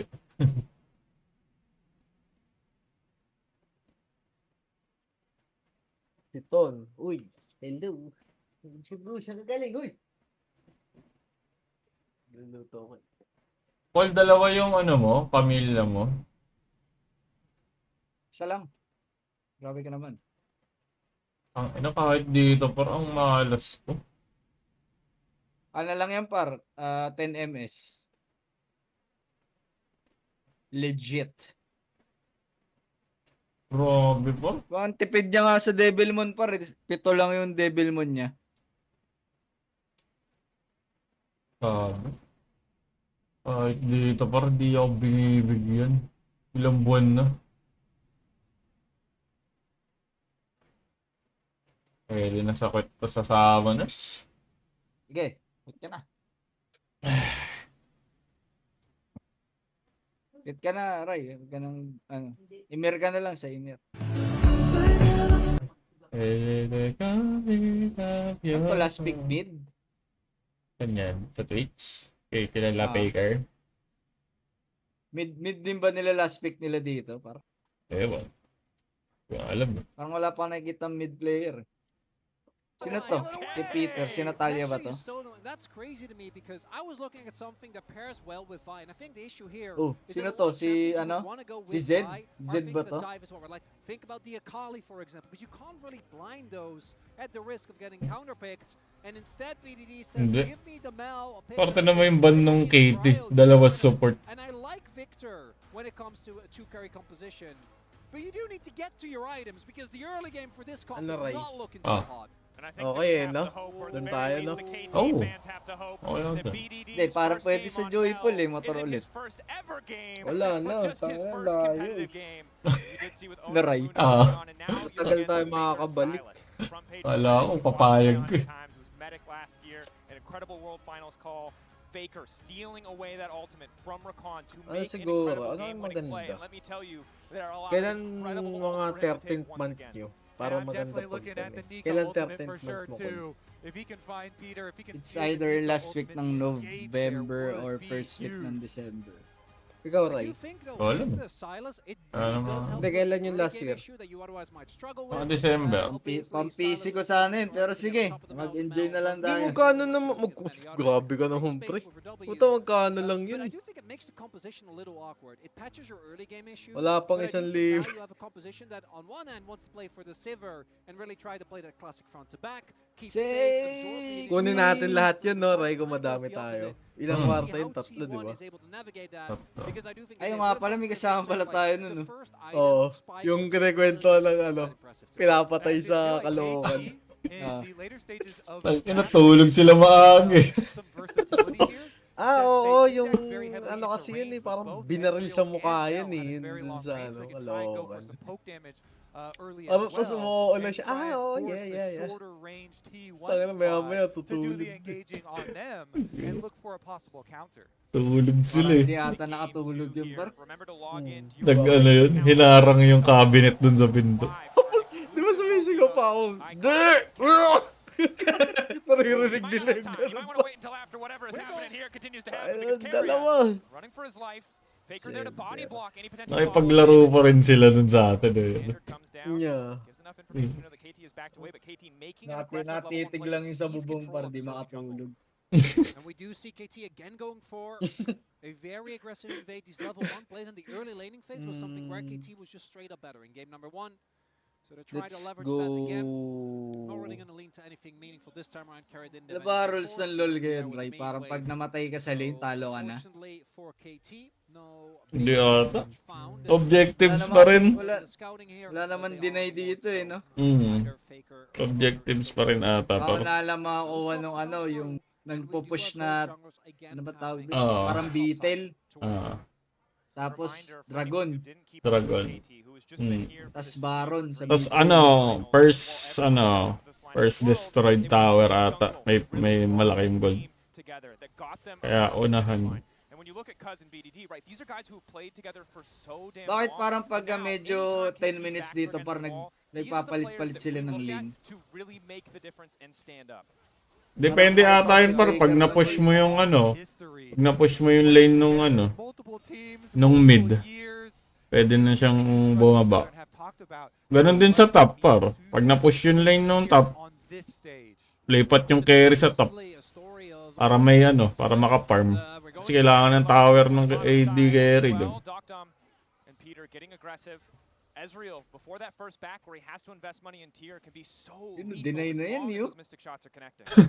Yun, nakukuha pa. Lockdown that actually wins the arm race, right? He's the one with teleport, and Gumayushi doesn't, because as Ezreal, you are given the liberty of doing so because your kit has a built-in escape. It's something that I think T1, even though it wasn't necessarily that flashy, did actually end up Sino to, using si Ramos very ba well to? slow them out. Macro KT once they got Hindi control, ah. really applying a ton of Yan, pressure to the gumugulong. lanes. Rek'Sai. So right now, both junglers Yung ano, Nakilala yung mga nagsiswimming sa ilalim ng lupa. might be looking for something there because both of them very strong early ganks as well. Ito si B. Definitely true. Cuz continuing to clear out the red buff. B. Cortez. And really need to continue to keep our eyes on the bottom lane. The Yung mid, hindi ko kilala. Heal expended, so a potential vulnerable point. Meanwhile, on the top side, perfect. A lot of Jungler yan eh. Yan yung top na yan. Yung ina-offline na. priority. Constantly, however, threatening the knockup just to stop Doran from forcing this wave all the way. Wala na yung mga Nocturne, right? On Rek'Sai, so nice, and these tank Marami ata magaganda na ngayon. Na jungle. whittle him down and look for the extra pressure there. Meanwhile, speaking of pressure, Yan gul, Wala na Jarban. si ano, yung isda. False sense of security Si because Piz. the bot lane is moving Si first, Piz the jungler mid. already there. Nice initial sidestep, flash backwards onto Faker. The root connects. Good damage from BDD, but he can't quite finish the kill. And the flash expended means advantage to the side of T1. You'll take that if you're owner. That means that once you hit 6, that is a mel wait, without Ray, an gago, escape. paano yung If you wave do mo? find your ultimate, May TP. BDD will be able to maintain his pressure on this lane, Yun, oh. but he does have to pay for it heavily. and the critical part is that T1, they don't Kaya nga, overextend yung the wave play niya, because hindi niya Cuz and Peter were mapaparm. on the way there, and now they're looking at Guma. KT getting aggressive, just knocking down Gumayushi, taking first blood. Nawala Peter yun sa flawlessly point. turns into the Canyon minion to eat countless tower shots. We've seen this so many times, and it actually does get old seeing that happen again. Nico turning into the cannon so you can get that passive. I'm right there with you, Kobe. It does get old. You can just keep tanking tower shots. This one wasn't too egregious because didn't have to take quite as many, but they pull off that play. And this was, again, Peter and Cuz playing together. They had linked up and they were looking to counter the mid play. Then after the mid play, they just turn their sights, wrap around towards the bottom side of the map, and they find the value there. Now T1 resetting, putting Guma on the top side, knowing that he needs a bit more time. This is one of the downsides of Sivir. We know her to be this wave clear machine. She can take control of mid. She can empower these dive threats, and she can be a late game carry. But early on, if she falls behind, she doesn't do a lot. T1 trying to get some more resources in Gumayushi's pocket, trying to give him time to stack the coal so that he can be relevant in the fights to come. And KT are off to another good start here, and for them, I imagine coming in, Scores has talked to them to. The early game was great. A lot of the things there went well. We're able to generate a lot of leads across the board. Early dragon stacking plus the grubs, but it was actually following through and not giving T1 any opportunities. We know how much resilience this team has. We've seen them do it again and again and again at Worlds. As a little bit of damage here on the door, but he's silent in a 1v2, so he'll be fine. So for KT, that's my test. The objective Sinami ba to? that they can get, but can they actually keep that pressure? Sino? And this is one of the advantages Yung of support ng Sion, Ezreal. right? No Hindi. real hard CC to interrupt the Si ano decimating yan? smash Ano here in pangalan? that bottom lanes means perfect Ayun yung ano par, nanggagaya. clear. Luckily for him, however, Doming Luis mid, is behind. May There's not a doming lot of mid. damage threat there. And it's Peter playing with para fire, Rubik. roaming into T1 Hindi. jungle. Ngayon, nanggagaya ng itsura lang. Cuz owner might have a false sense of security here. Doesn't have information on Cuz. Peter now committing a little bit more. Q over the wall, the vault breaker, immediate route to follow, but owner gonna flash to safety. Ano siya? Uses the smite to Parang morph. Would you say worth? I would say Pero yung skill hindi nanggagaya. Ayun yung nanggagaya din ng ano par. Yeah, come on, Kobe. You're a jungler. Nanggagaya ng Crips. Parang si Monkey King. For owner, flash for Gromp. But honestly, highlighting, you know, Peter and Cuz once again, doing the setup work there for the jungler to come over, and we'll see. Can they actually punish? And actually, yeah, I love this from T1 because last time it was KT that were set up early in River where they were able to generate some big leads. This time the trap is the opposite. Perfect has made his way onto Guma, but just doesn't have the damage yet. Not enough items yet to actually friend this Sivir, but does get the barrier. Crucially does get that summoner. It is a small advantage, but it could matter in the next few minutes. T1, as you highlighted though, get the initial setup, get the initial vision down, so know that they're safe here to take the first Drake of the game. KT with a small gold lead, but T1 balancing it out with this Cloud Drake. Cuz on the top side means no contest to come through, and T1 doing a better job of not giving away too much control in this game too. Dragon secured in the aftermath, and now you also get your level 6 here for owner, so we'll see if they can actually apply that pressure to the mid lane. They did burn BDD's flash, but look at it, it's almost back up here, a quarter of the way to go for BDD, and Cuz is doing the work to get him some extra vision around mid lane, try and bridge that extra little timer, the window, where you would be vulnerable to a J4 ultimate. Yung ano, nawala naman ng game yung offlane. He really didn't want to commit to that fight because if Owner just ults onto BDD and Faker gets on top of him, like, what do you do? There isn't really any counterplay for the Mel, who again likes to play at range, slowly stack up that passive. Ultimate is available for BDD, so that execute might end up being valuable in the fights to come, and there is that stolen Nico. I think Manamon pa rin ba gamit dyan sa you Edge? really want to go for a very specific play with like the Vial. Siguro, yun, may ano eh. Generally, that Nico may tir eh. So much value. Silas has many ways to get on top of his opponents.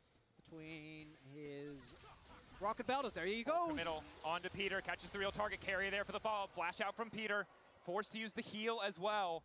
And of course, while he's really far away from that ultimate, not having that for the fight when he finally does, that flash is going to be critical. Yeah, double summoners off of the Nico, off of Peter could be very big.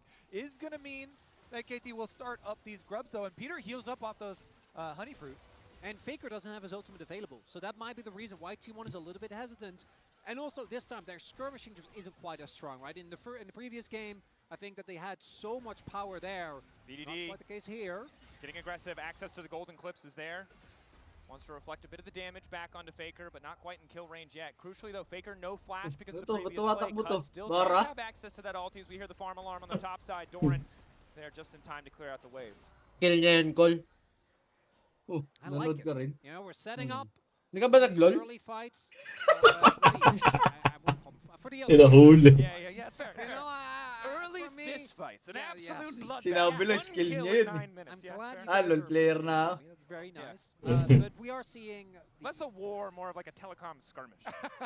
Telecom. Yeah, naglolol pa may polite, you know, discussion between you. Oh, you will take dragon? We will take grubs. That's very nice. Thank you very much. Level 7 lang si Demon King ah. Yung CS nga niya par iwan niya. Sa mid. You know, you talked about it earlier on. The Sivir here Does need sa taas ng ano, really have that extra pressure. The retro. The team is built around a Sivir Lulu comp here. Well, there's possibilities. SS Jarvan. Sidestep from BDD, just barely able to get away. Ballbreaker coming in for Cuz, opts not to flash the turn back. SS Demars. Faker now on the way in himself, trying to use the golden clips to keep things going. The Woo! Demon King! Unkillable? But he's under the tower. Unkillable pala. To take him down. And it's the subterfuge from KT.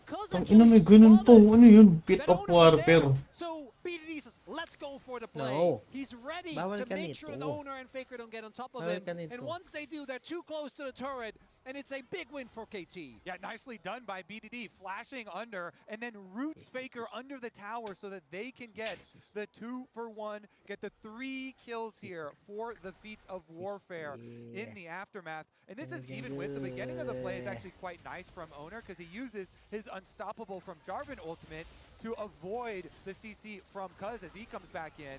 But then Sayang, nasa tower kasi siya eh. BDD is able to at least root him before he goes down. And it's BDD starts it up with a two-man route and then also is the one that secures it. And for me, not Kung ako yun, i-aggro ko yung tower sa creeps. BDD, I'll flash. It's fine. I'm gonna set you up for that kill. I'm gonna make sure you get your Yun execute. ang mga LoL player na to.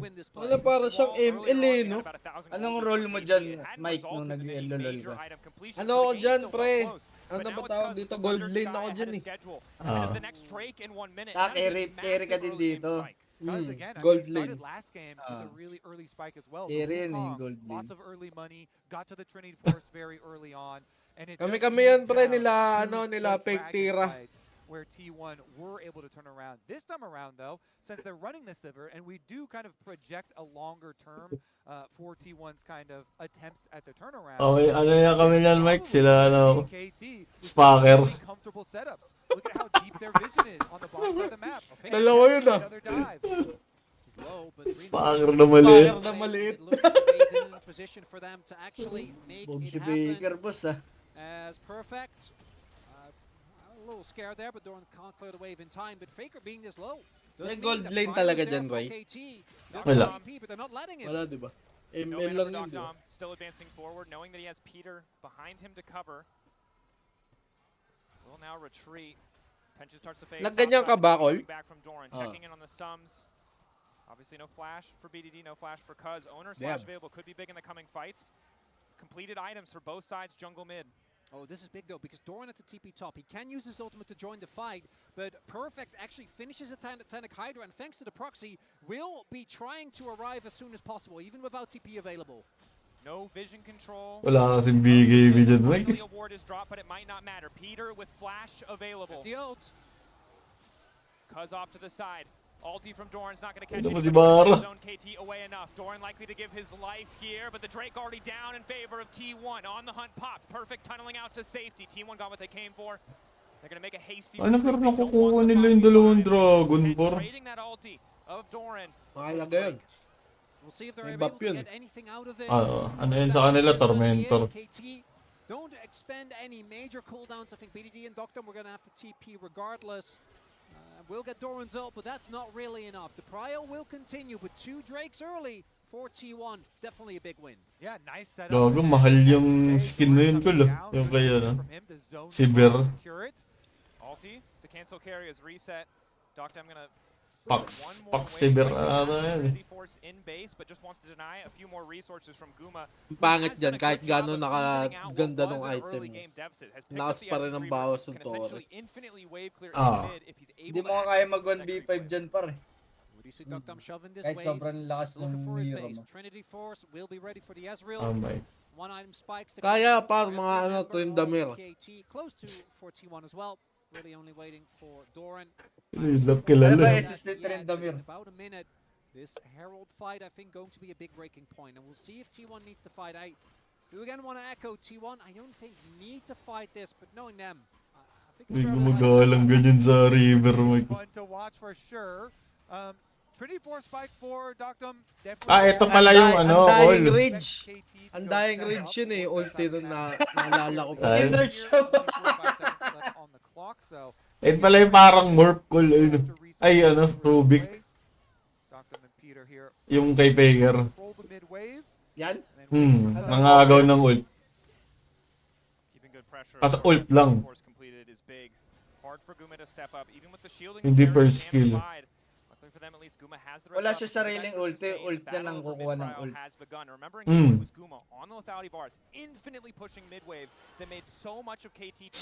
Dapat tala yung cooldown reduction, no? This time it's Doctum that can do it into 1v2, right? Being Ezreal, being really hard to punish. I also want to echo, 14 minutes. last game it was the Tanga Poppy. na, This time naka-fury for na ako Area, niyan. on the Lulu, offensively, he doesn't get to have nearly as much agency, but he can kind of fulfill Pwede the same mag-cellphone role. yun eh. Cuz is currently sitting on the biggest individual lead we have in the game. If he goes in too aggressively, and he gets Laro na yun sa hit cellphone, by Mike. either the Di ba Poppy nalaro W, yun? he gets ulted on, and you know, gets knocked in the air by a wild growth. He needs to be very careful Anong ginagawa mo, Mike? his fights because Again, T1, Makain ka? big carries, but this early on, the damage is still there as BDD. BDD potentially caught out. Layering his CC a little bit off. BDD unstoppable for a brief moment. Ready SS to use the Faker. ult. Faker is stolen, one away. The goal in the clips with the follow-up is there from Peter. Makes it a 1-for-1. Vault Breaker coming in. Gago, grabe yung chain. Unkillable. Eternity. The Kingslayer healing not available in time as Cuz is on a killing spree. So T1's idea was to make the quick play before the Rift Herald fight, but KT, they close the trap, they get two back for Yan yung themselves, pampush, and di ba, the right? teleport from Doran does signal they want Alin? something. I need to be careful. Tower going to fall. Likely not enough damage to kill Doran, but at least zoning him away as Ngayon they silang set their sights on 3K. the objective. Herald already started.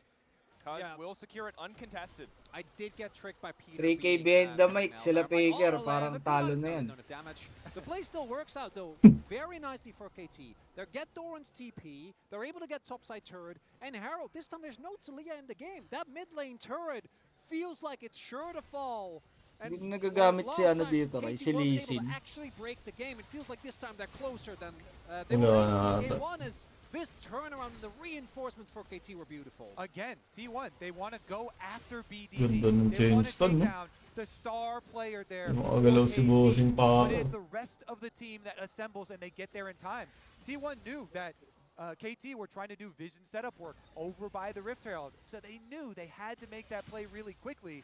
But being unable to do Alam mo, Ray, so nasa means bot that na not si only do they Faker. lose the extra kill, but they Oh. Itore also pa naman lost yun. the objective. So now Rift Wala na, Herald umiwas na eyeball yan, syempre. because of Ubo na the siya. will allow KT to really press this lead. That thing basically is going to guarantee you another tower, and they can truly open up this gold lead.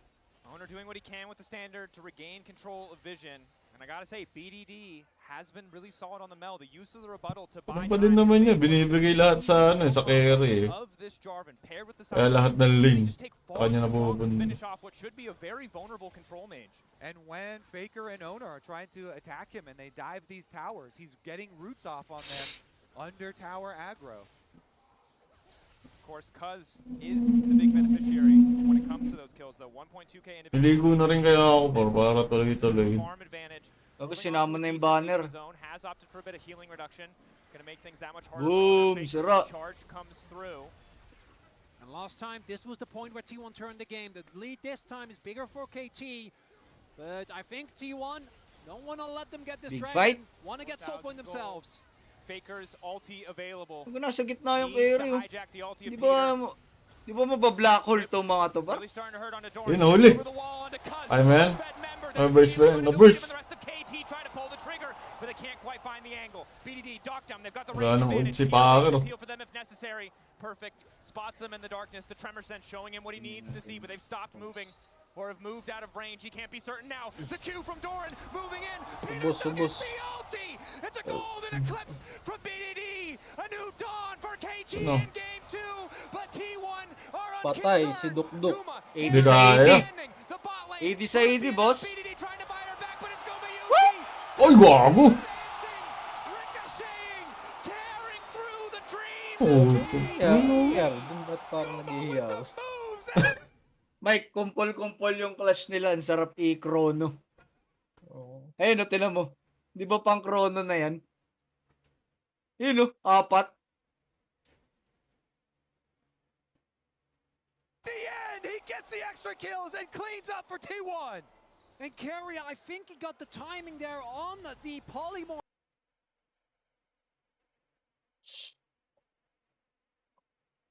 Ang ginawa ko, Mike, ligo ka. Hindi, kumain lang. Tapos na ako. Pwede na ako. Game na ba? Maligo kaya ako para tuloy-tuloy. Sige, sige. Dalawa na kayo. Tara, Faker. Perfectly as Faker with a blind chain. The follow-up is immediate, but the most important.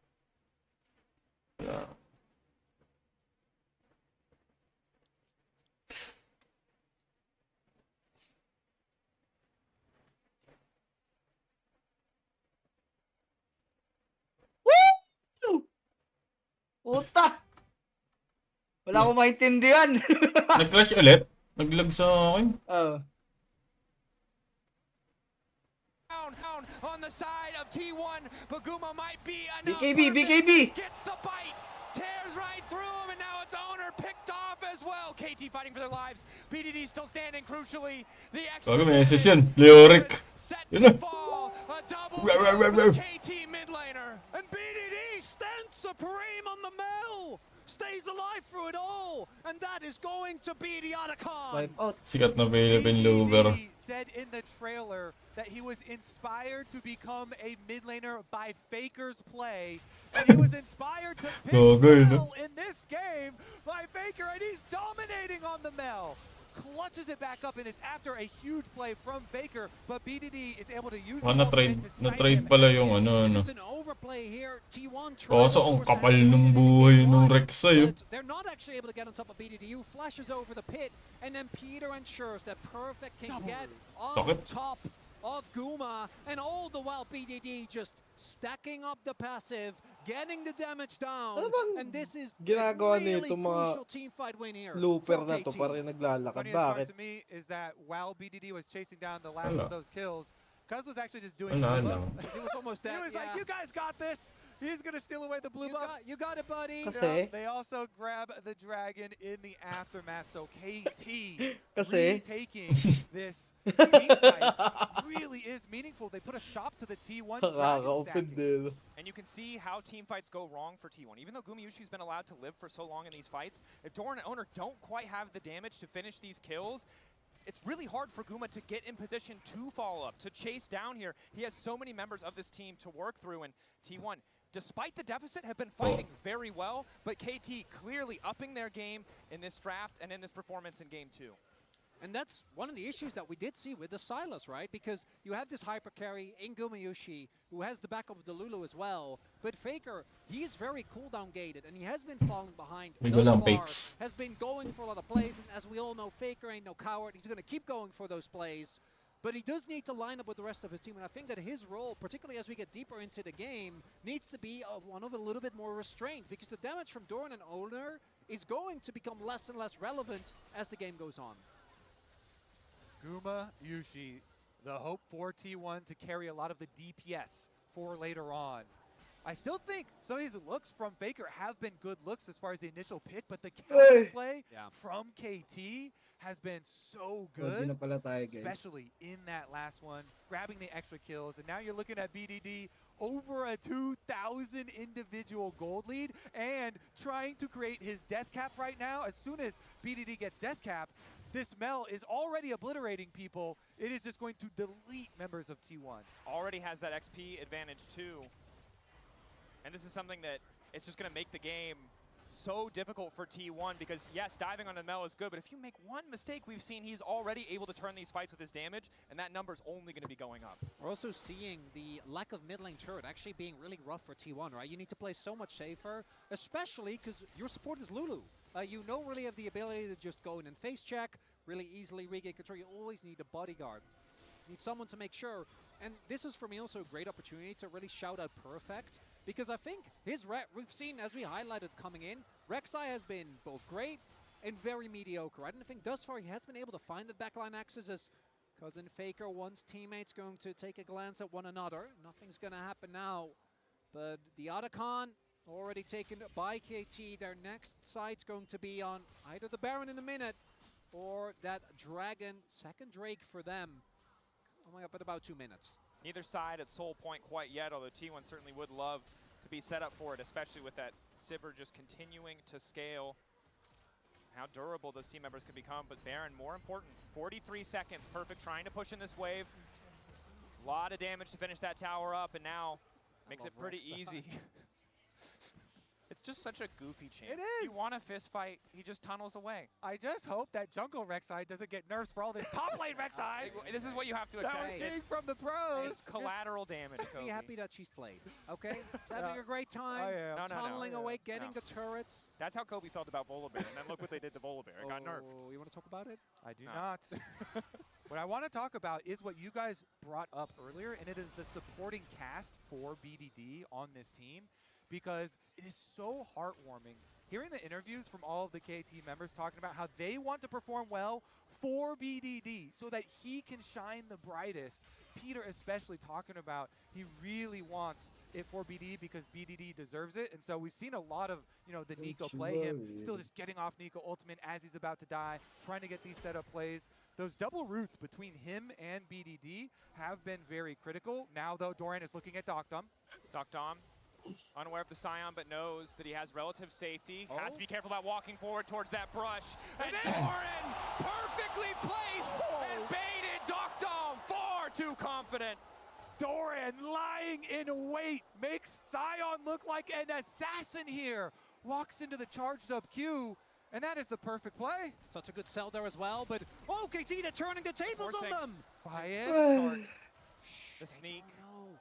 Quiet. Oh, no. I think they're there you go, they're aware. Now they spot it, but how quickly are they Oh, taking it? tangina, It's Mel with a Oscar. death cap. We don't know. Look at where Owner is. Now ready to turn back. But still, Cuz continues to hit the target. BDD ready to Wawa clear the tong wave. mid par. Doran not afraid to walk up. He knows they don't really have the Doran damage to finish the Doran kill. smells it. Cuz Gusto ko 9K, lahat, but he is pero- determined to take this objective. The blast shield keeping him relatively healthy. BDD poking off to the side. Gumayushi for now uncontested. Rebuttal already used. 4 seconds till Doctom is up and available. And he has the TP. I actually love this stall from KT. They're able to deny the soul point. Pulling away T1 from that dragon for now. Doran is going to go back for his recall. He was the one with the watchful offlane Oscar eye, ata to, staring bar. at them at the Baron. KT, though, as you say, they're going to teleport right down to that dragon Para and start it medium themselves. ES. And I think it makes sense that T1 gives it up, because looking at the spikes, Guma didn't have his IE, just now finishes it, and BDD did have his death cap. So fighting just before, really your main hyper carry has that crucial throw item break point.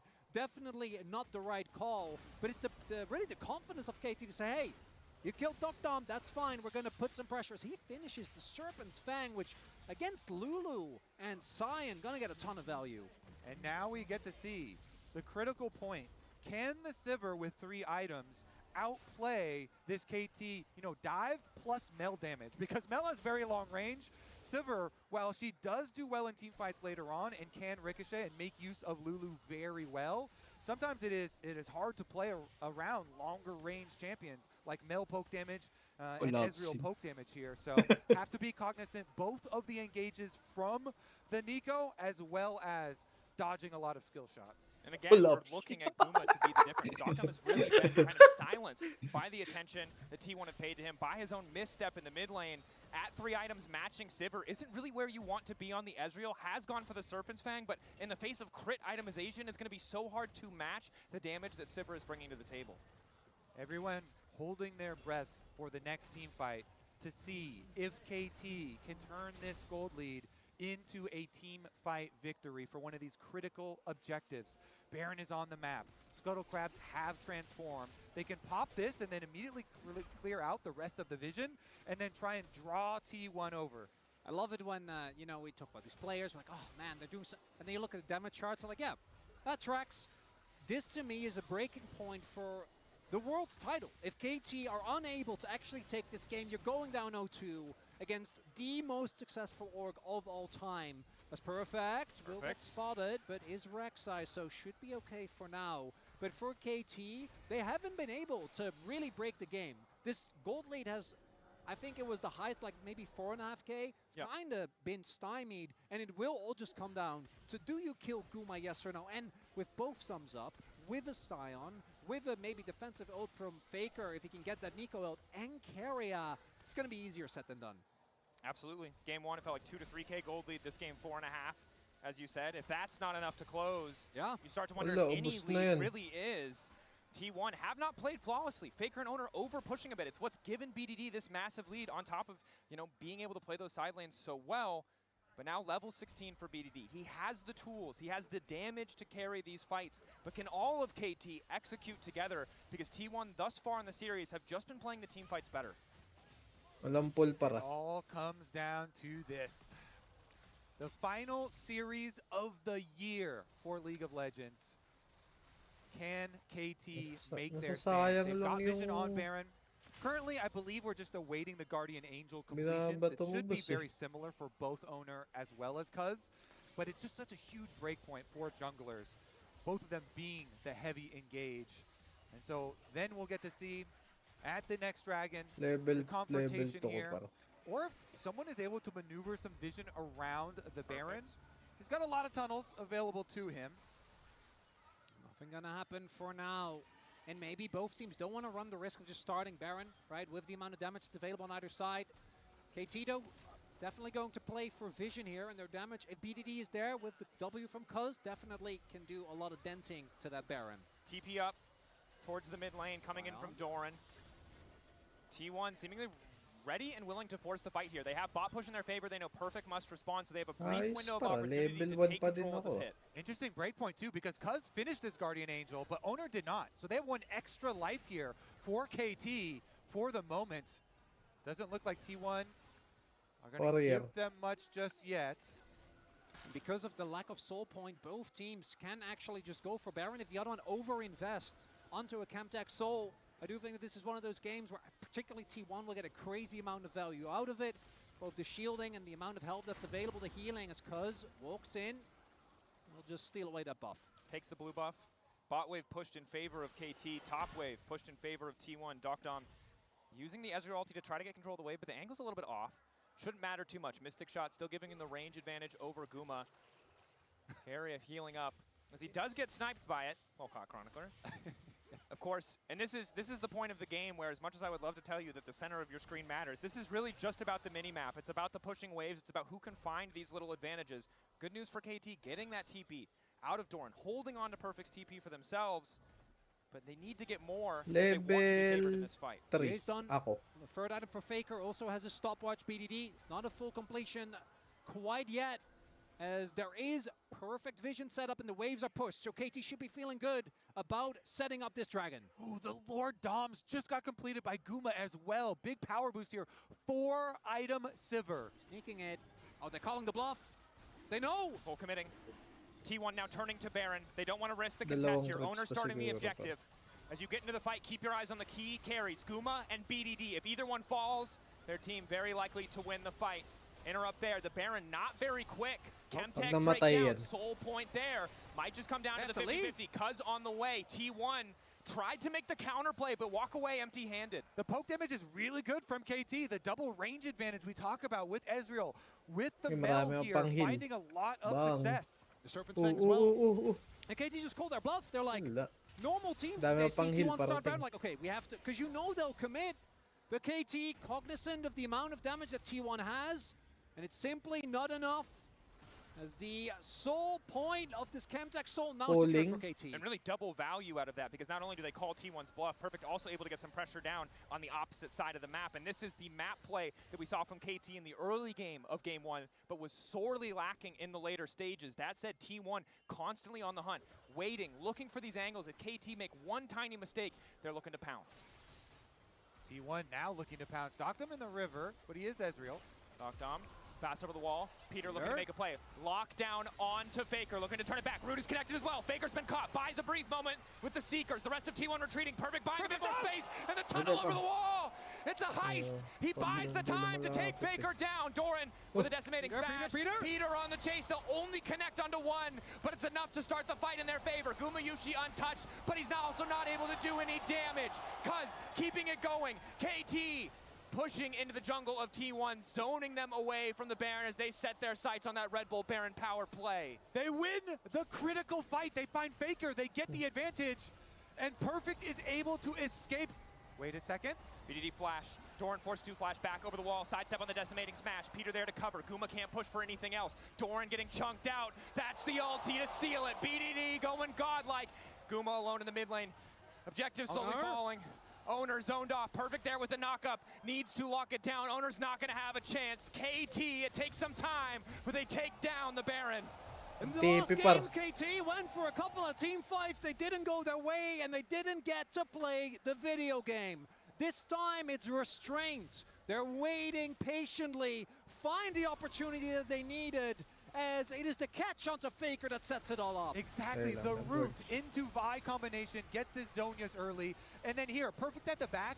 This is one of the best changes they made to Rek'Sai. After using your ult, your W just goes on a 1-second cooldown, so you can then use Tunnel to escape it. It adds so much more survivability to the champion. Being able to escape, and on the world stage, they show it. Then the rest of KT, after they took down Faker, they could push through for the chase.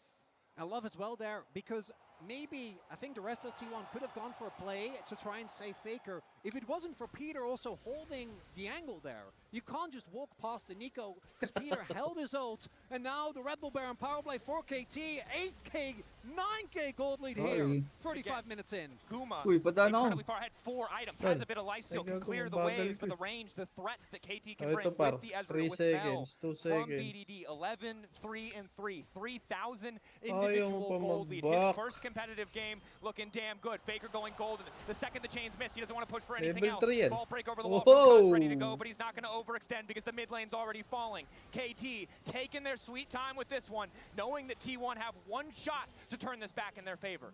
It's just Guma. He's just a Sivir trying his best, but KT doesn't give him the opportunity to do any damage. Perfect continuing to push, has access to the tunnel to escape. He's just been a thorn in the side of this T1 lineup. So many Rek'Sais haven't been able to find this level of performance, but Perfect has been a nightmare for T1 to manage. Waiting now off on the side. Takes out the control ward. A single empowered cannon minion pushing as another wave stands behind KT, ready to keep the siege going.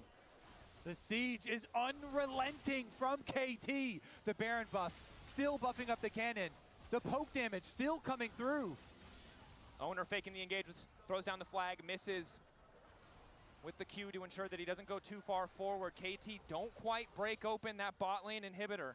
Looks like instead they're going to base. They still have perfect timing here on the Baron. That sets Ang up mana for the mo, Chemtech bro. Soul. That's what they're going to play towards. Mid lane inhibitor, not the best one. Faker might actually get his death cap, which would be a colossal spike for him to get. I just don't know if they're going to have an opportunity to actually contest as, again, Perfect to me has been playing on the edge of these engages so nicely this entire game. And the other thing to remember is that Faker had taken away Peter's ultimate in the previous fight. Now, of course, has access to the cease and desist. Now wants to make the play onto Perfect. Perfect able to get the blast cone out. That mega blast cone Gago. keeping him healthy. Kailangan magaling ka mag-convert dyan. KT standing strong, poking T1 as they walk into this choke point. BDD waiting for some of those major cooldowns to be used before he takes a step forward. Mega blast cone getting 2 members of T1 over the wall. KT retreating back down to the bottom lane as Cuz starts the objective. Flag there, spots Armlet the objective na? play. Faker on the flank. Perfect not going to give him the angle. KT starting to retreat. Starting to get forced backwards. Doran to kick things off. Peter to look for the interrupt. Faker using an ulti of his own to be stolen away. BDD taking another fight. But down goes Guma. Cuz making it work, but PD's owned away by Keria. And all of KT now collapsing on the T1 support. At the end of the day, it is only Owner, and he cannot stop the soul. KT get the soul, and they want the Nexus too. Perfect continues to push down. They've learned, they've adapted, they've Sabi stayed pa? strong in the face of the game 1 loss. KT firing back against T1, but do they have the power to end the game? Another TP. Doctum on the way. Doran giving everything to clear the waves. Owner and Keria here. Surely the Ezreal is enough, but the creeps are falling back. Doran remains standing. T1 are not out of it yet. Doctum needs more, and he cannot get it. Guma's up in 10 seconds. The reinforcements from T1 will arrive. And T1 will cling on to this game. No Baron up minions means that KT, even with the damage dealers dead, does not get the opportunity to actually end. And T1 battered, but they'll get one more shot to try and deny KT a chance to equalize the series. The roller coaster keeps going up. So look at BDD trying to kite Owner and Doran May on the bottom salve ako side. par. Meanwhile, Ano? Peter had the massive engage which allowed salve na Cuz ata. and Perfect to go kill off the Sivir. And with Sivir taken out of the fight, really the only one is Faker, and he was caught by that counter engage. And with even BDD going down, doesn't matter if you don't have your own damage dealers. As in about a minute, the Baron will come up, 2 inhibs are down, and Tagal niyang KT hinintay yun par. Yung looking ikohan. to equalize the ikohan series ka. here as Doctum hits full items. Ginanon mo lang. Full build there. Full build for Guma. Now has the lifesteal. 100% crit chance. If he has the space to work, he can do the necessary damage. Death Cap's still a little bit of a ways away for Faker. Likely he recalls and finishes it here. But in the previous fight, did have the Pot Blossom, but couldn't find that big angle. Couldn't find that big moment to shift the fight in the favor of T1. And the timer is great for KT because it's the bot lane inhib that is still down for another 3.5 minutes. Mid lane not that valuable, especially against the Sivir, but that bot lane needs to be answered or it can just straight up end the game. Patience, the name of the game for KT. They don't need to take any risks. We've seen the players, they've gotten overeager in game one. They've made some of those fumbles. Dom getting caught in the mid lane just earlier this game. But the push is in their favor. The map is in their favor. They don't need to risk anything. And still, they'll take their time walking into the jungle. This time around, Doran won't be able to find the blind decimating smash, but the ulti to kick things off, he connects onto the wall. Perfect waiting on the back line. Dom untouched, BDD untouched. Doran straying way too far forward in a moment of miscommunication. Down goes the top laner of T1. KT start the Baron. That face plant means Baron, boys.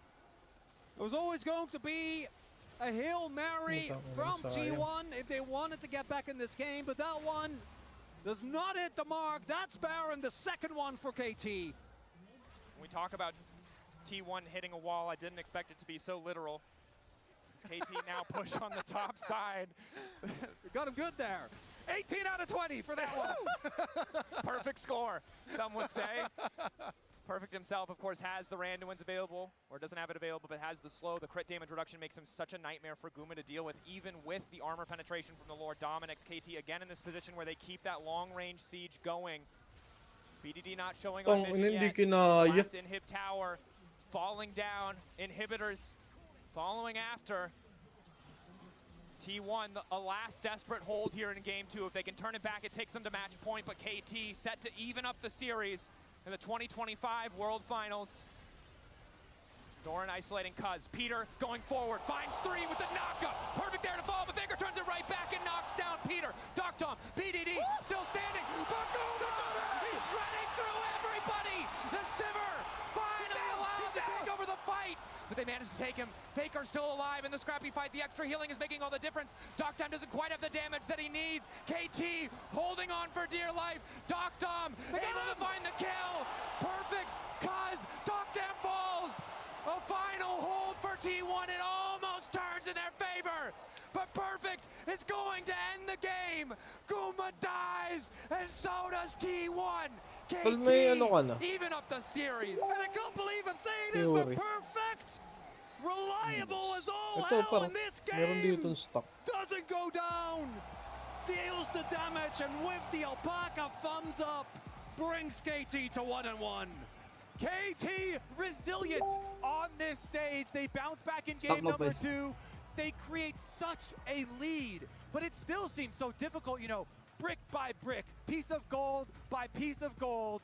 KT, they have defeated T1 in the second game to even up the series. It's incredible, incredible stuff. But before we talk about that game and what's ahead in the series, we saw him in the opening ceremony. Now let's check out the world debut of Zahan. Take a look.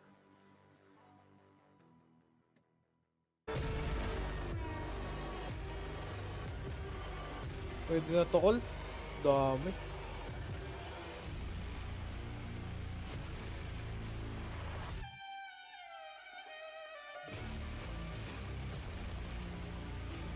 Wala akong heal pa.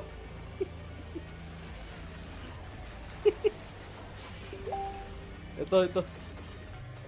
Feeling good, man.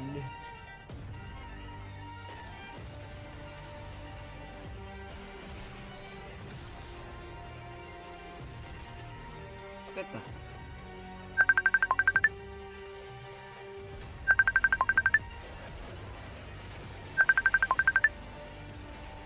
Ano ba smoke? Ano po? Ano? Wala ka naman smoke.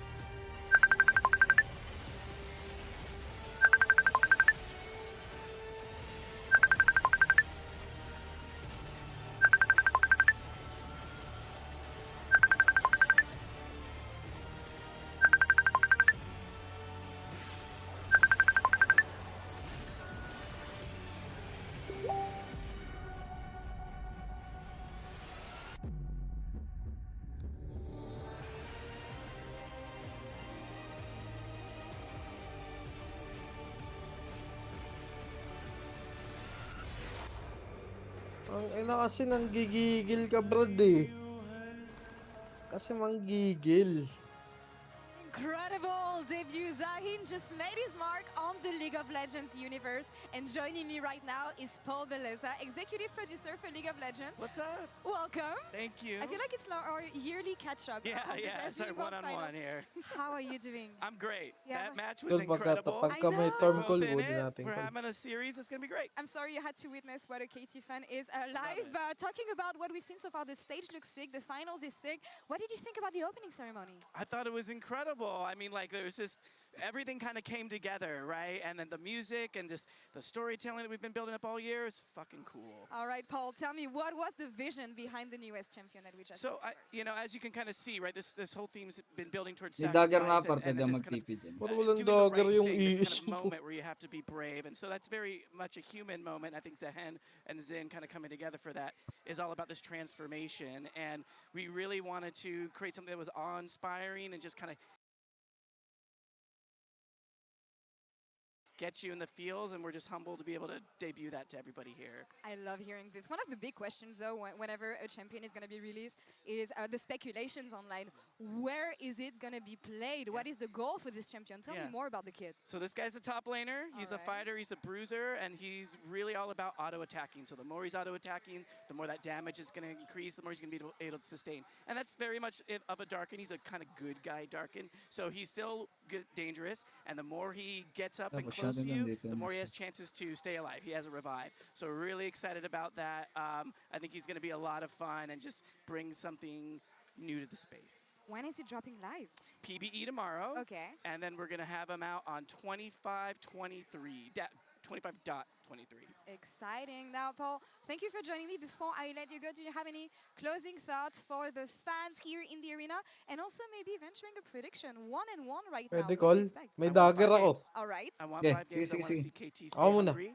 Right, keep it calm, keep it cool, and then do what they gotta do. But you know, if T1 does what they do, we'll be fine with that too. But you know, it's always nice to see some fresh faces do good. Any good closing work. thoughts for the fans here who are watching finals? This has been such an incredible world. I've met so many players here in China. Parang wala ang so bawas, parang. passionate and lovely, and just like we're all Ano, bonded by agad this ako. League of Legends experience. It's been humbling. I love it. Nahook ako Oh, agad. catching up with you again. Enjoy this telecom war, and thank you so much. And that's all for us here for now. Dapat pala We ikaw will be una, right Col. back for game May three rage in ka eh. just a couple minutes. The telecom Aray war kayo is on. Let's see kagatin. what happens.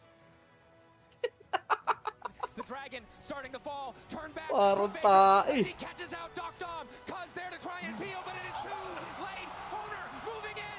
The Cataclysm across the top side. Perfectly canceled. BDD flashing over the wall. Gumiushi still living. Perfect on the chase. Ay Here na, wants to dapat fire back. yung ano yan eh. Running for the hills. 2 down on the Dapat side of yung- T1.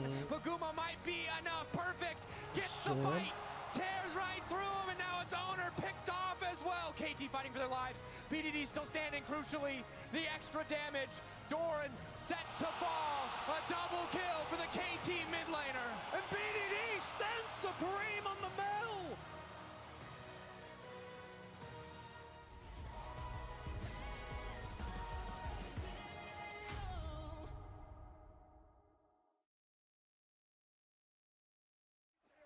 For your lives, the rest of T1 begin his collapse. Faker's gonna fall. And Faker still stands. He has a killable.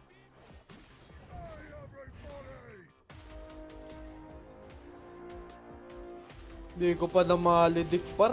Sayang.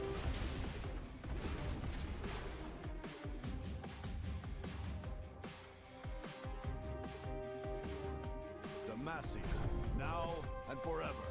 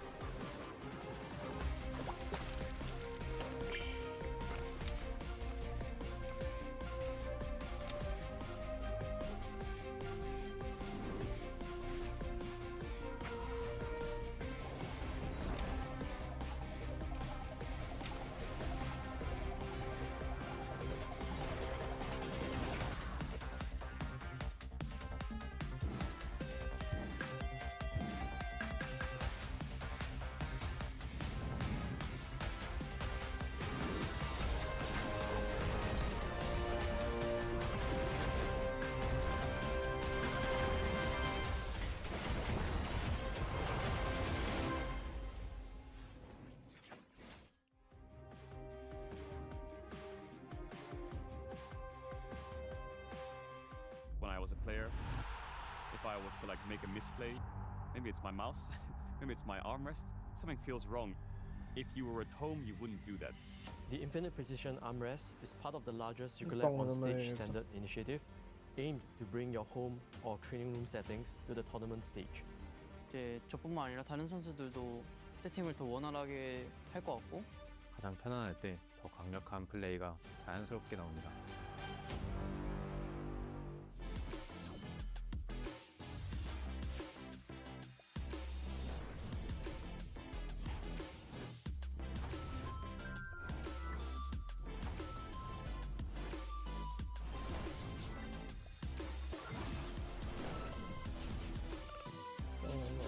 Bigger shot.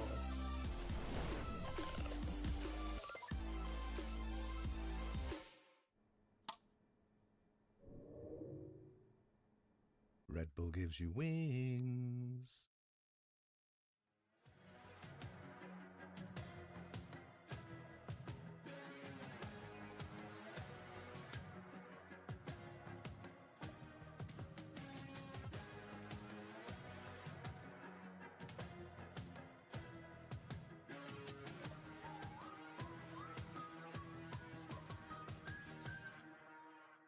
Pwedeng labanan yung boss. May aegis yan.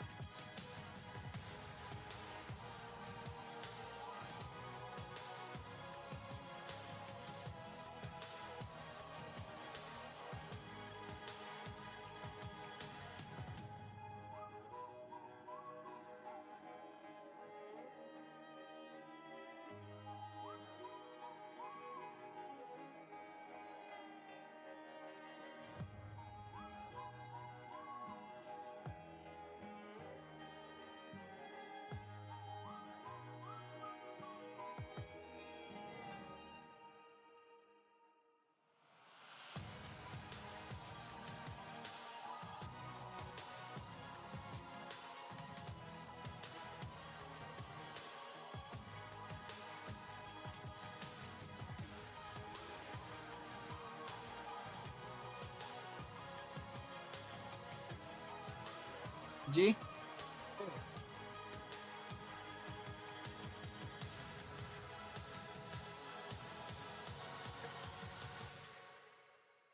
Nyari, all one. Uy. OG kami pa. My God.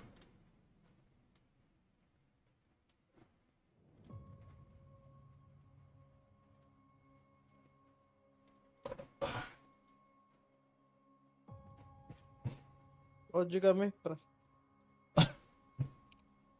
Nice, pre. Manood, pre.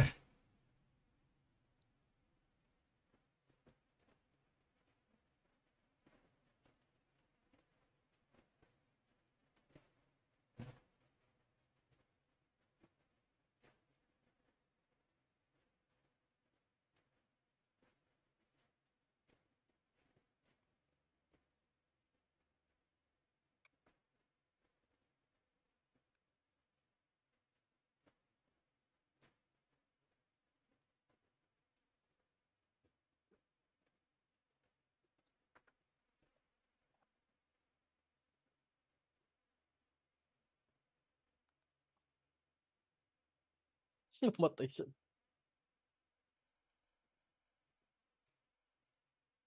Awesome. May TP ka, Col. Buto. Laban nata eh. Wala, pinatay. Ay. Ay, sige, tara. May ags ka na ba?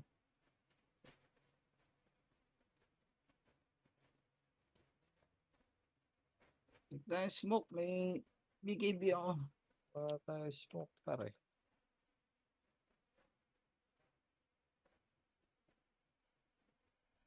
Rajen, sino bawas? Wala.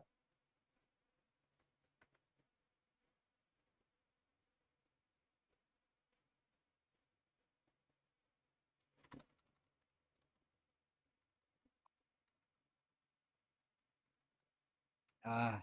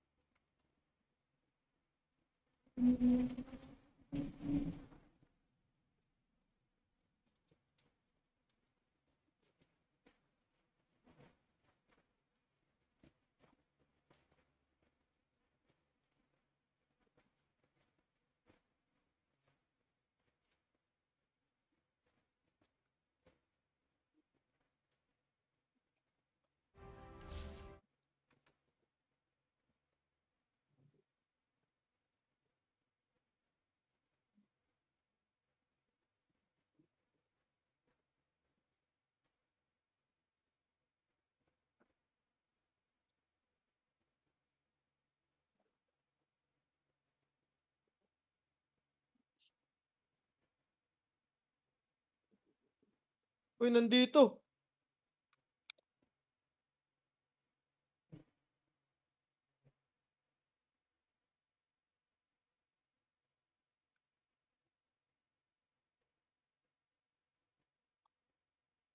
Diyan ako. Pare ko.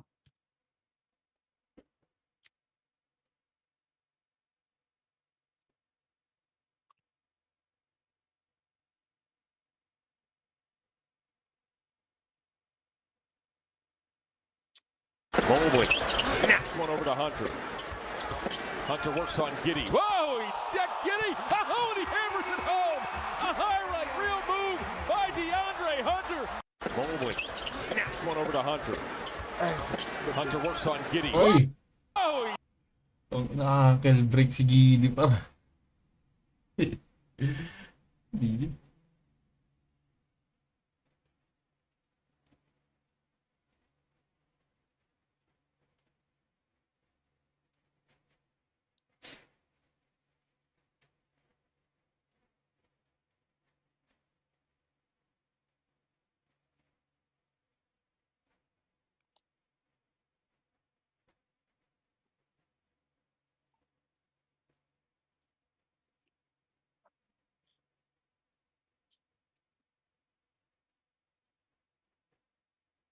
GP section.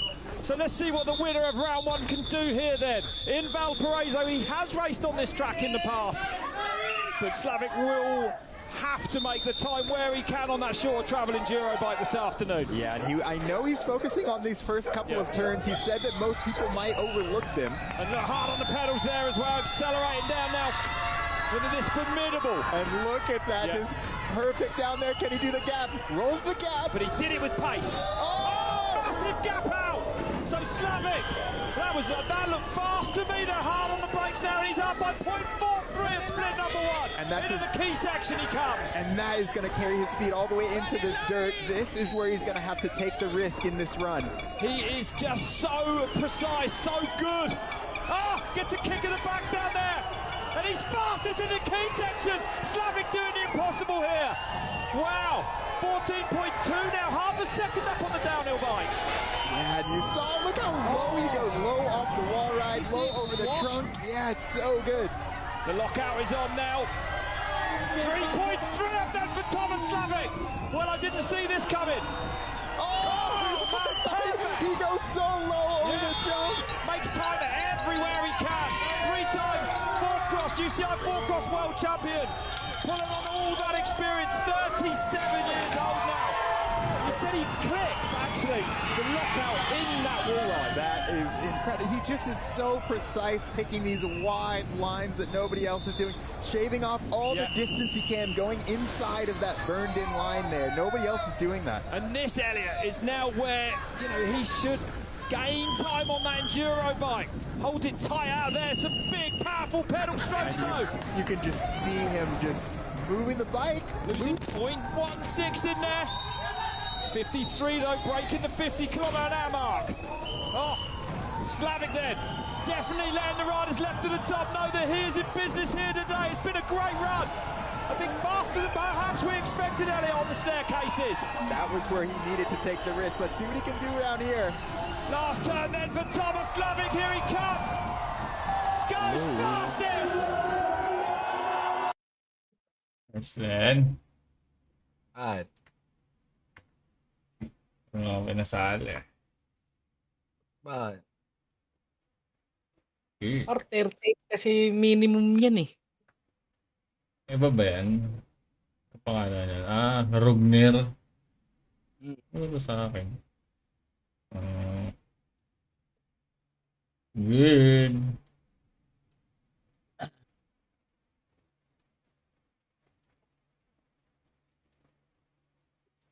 Oh, paro lang ulan ah.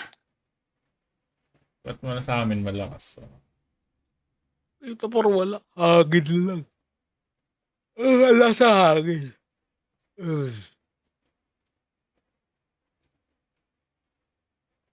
Feel mo ka, Mike.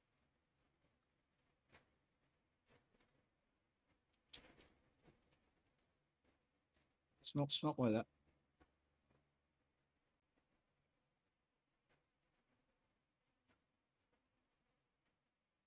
Yun.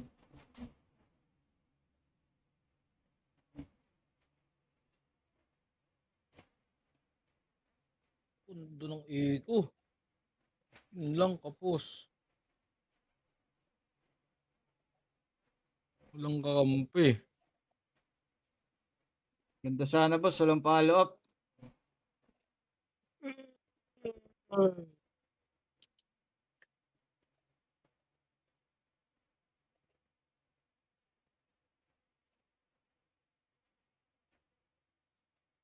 Duterte.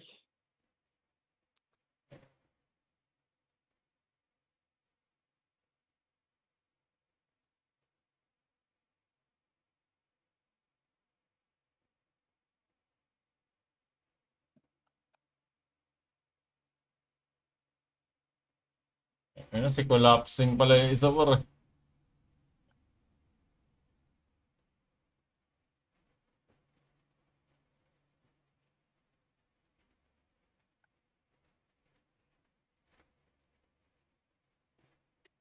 Nung buhay nagbigay no? Wala bang bash, tol? Sumabog.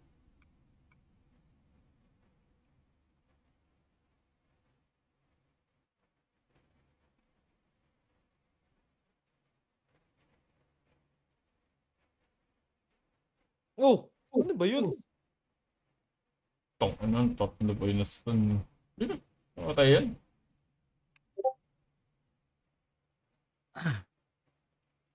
Collapsing. Kasi oo nga pala. Hindi nga pala tayo.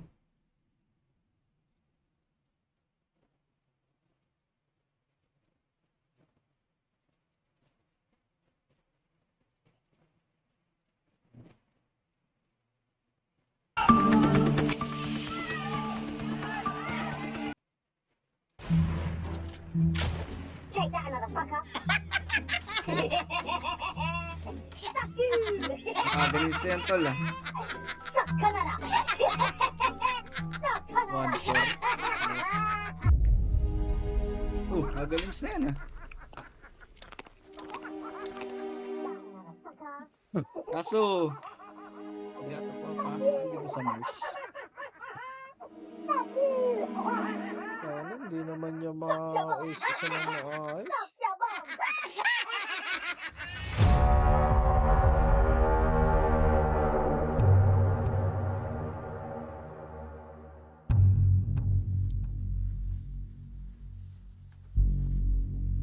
How I said just now. Somebody was trying to kill me on the game, so I just said, suck your bum. I didn't say mum, I just said bum. Because bum's not even a bad word. It just means, it's just a muscle. I've never said the bad one though, have I? Because that's bad language, and I would never say bad language. And I would be in big trouble as well.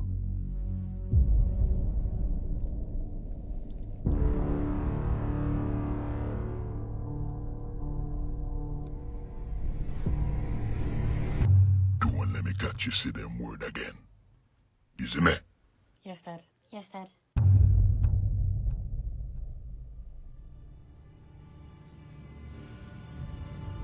Ang inang papangit naman ng neutral ko.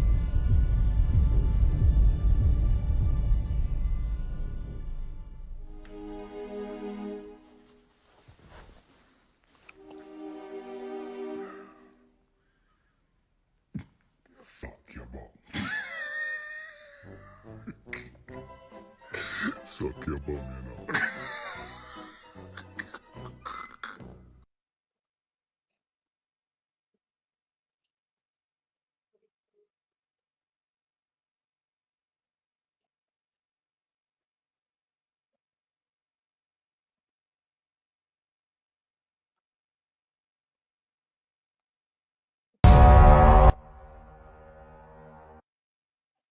I'm done, been folded. Ay, gago!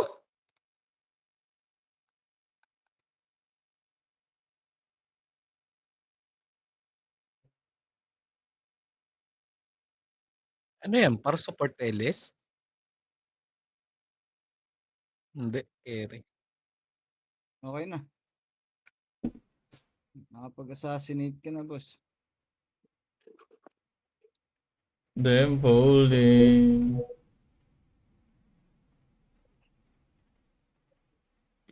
Damn.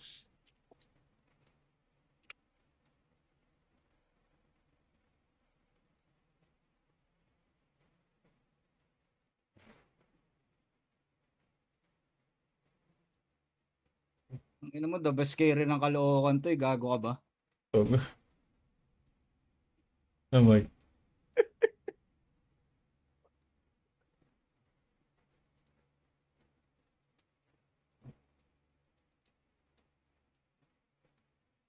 Is buyback to, no?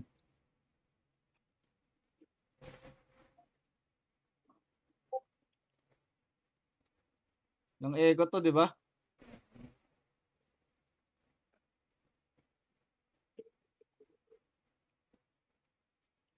Sa baba.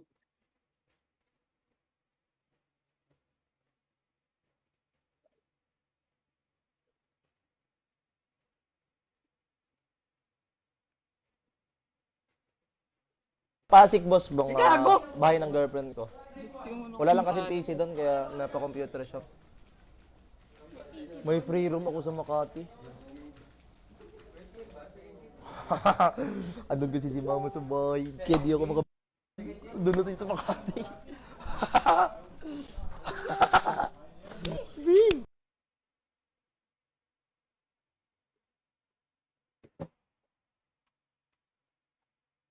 So baby, come pick up your phone. I want it.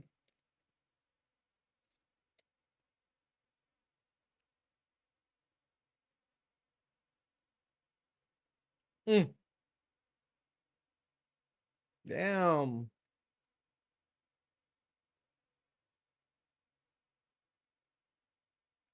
Para walang words dyan. Nagawa mo, huy.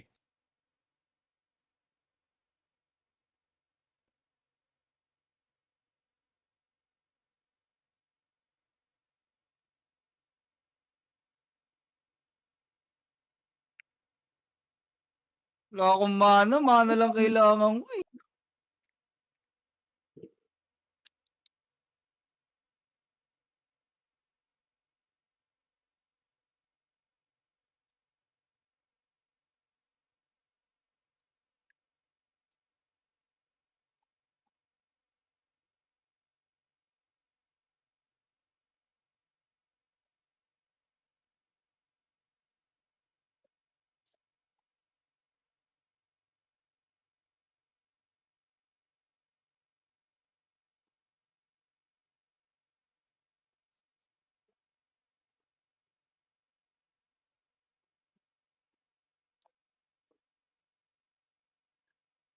Saan na? Give.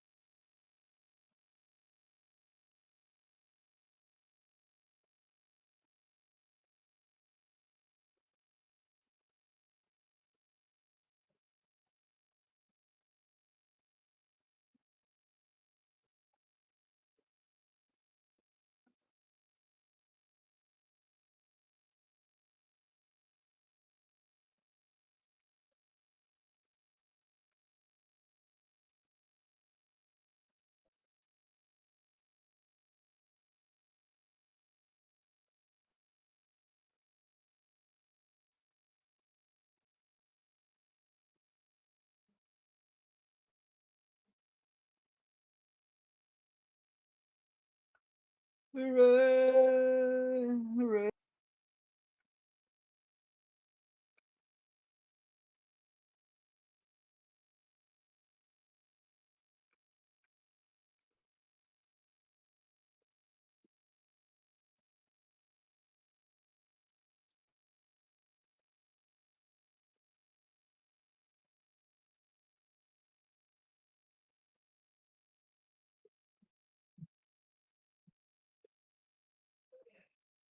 Eko, eko.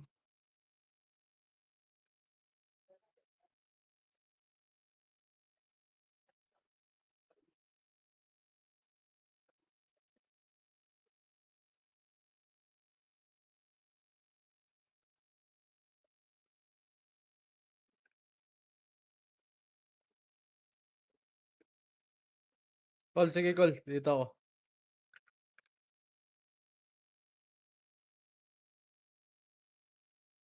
Gago. Magkano yung ano yung pantanga?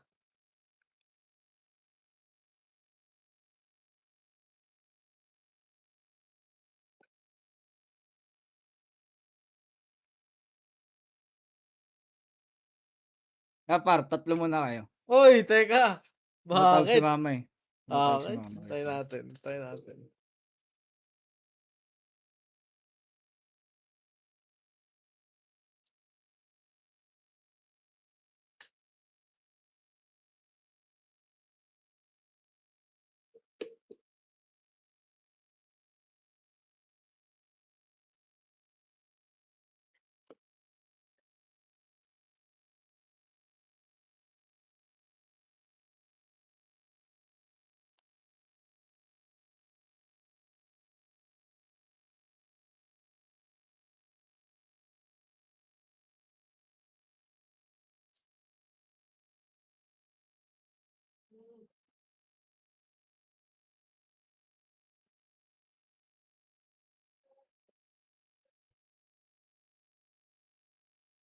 Kain lang ang french fries pa.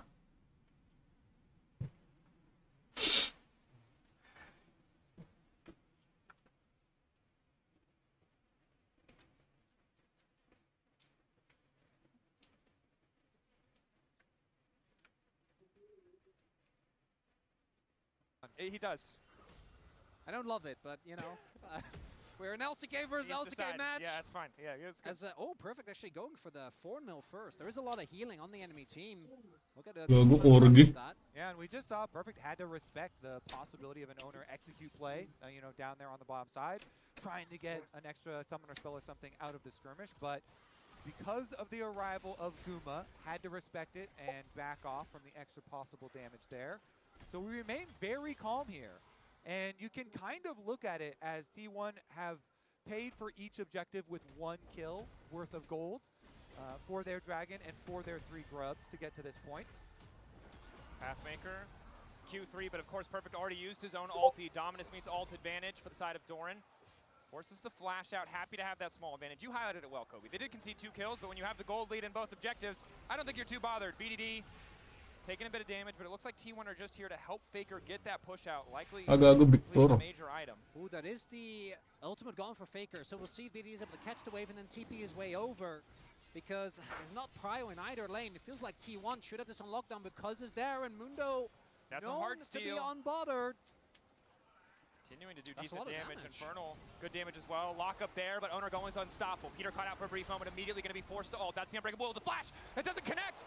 The Q doing absolutely nothing means T1 are able to walk away. A bit of a fumble from Peter, but it doesn't cost KT much yet. Guma Yushi standing on the backside, ready to transcend if he needs to. Dokdem going all in to try to stop him from getting his fight. Owner on the way in, looking for the reset to keep the fights going. BDD going over, wants to kill Owner, but Owner lives for an extra second. The stun to turn it back.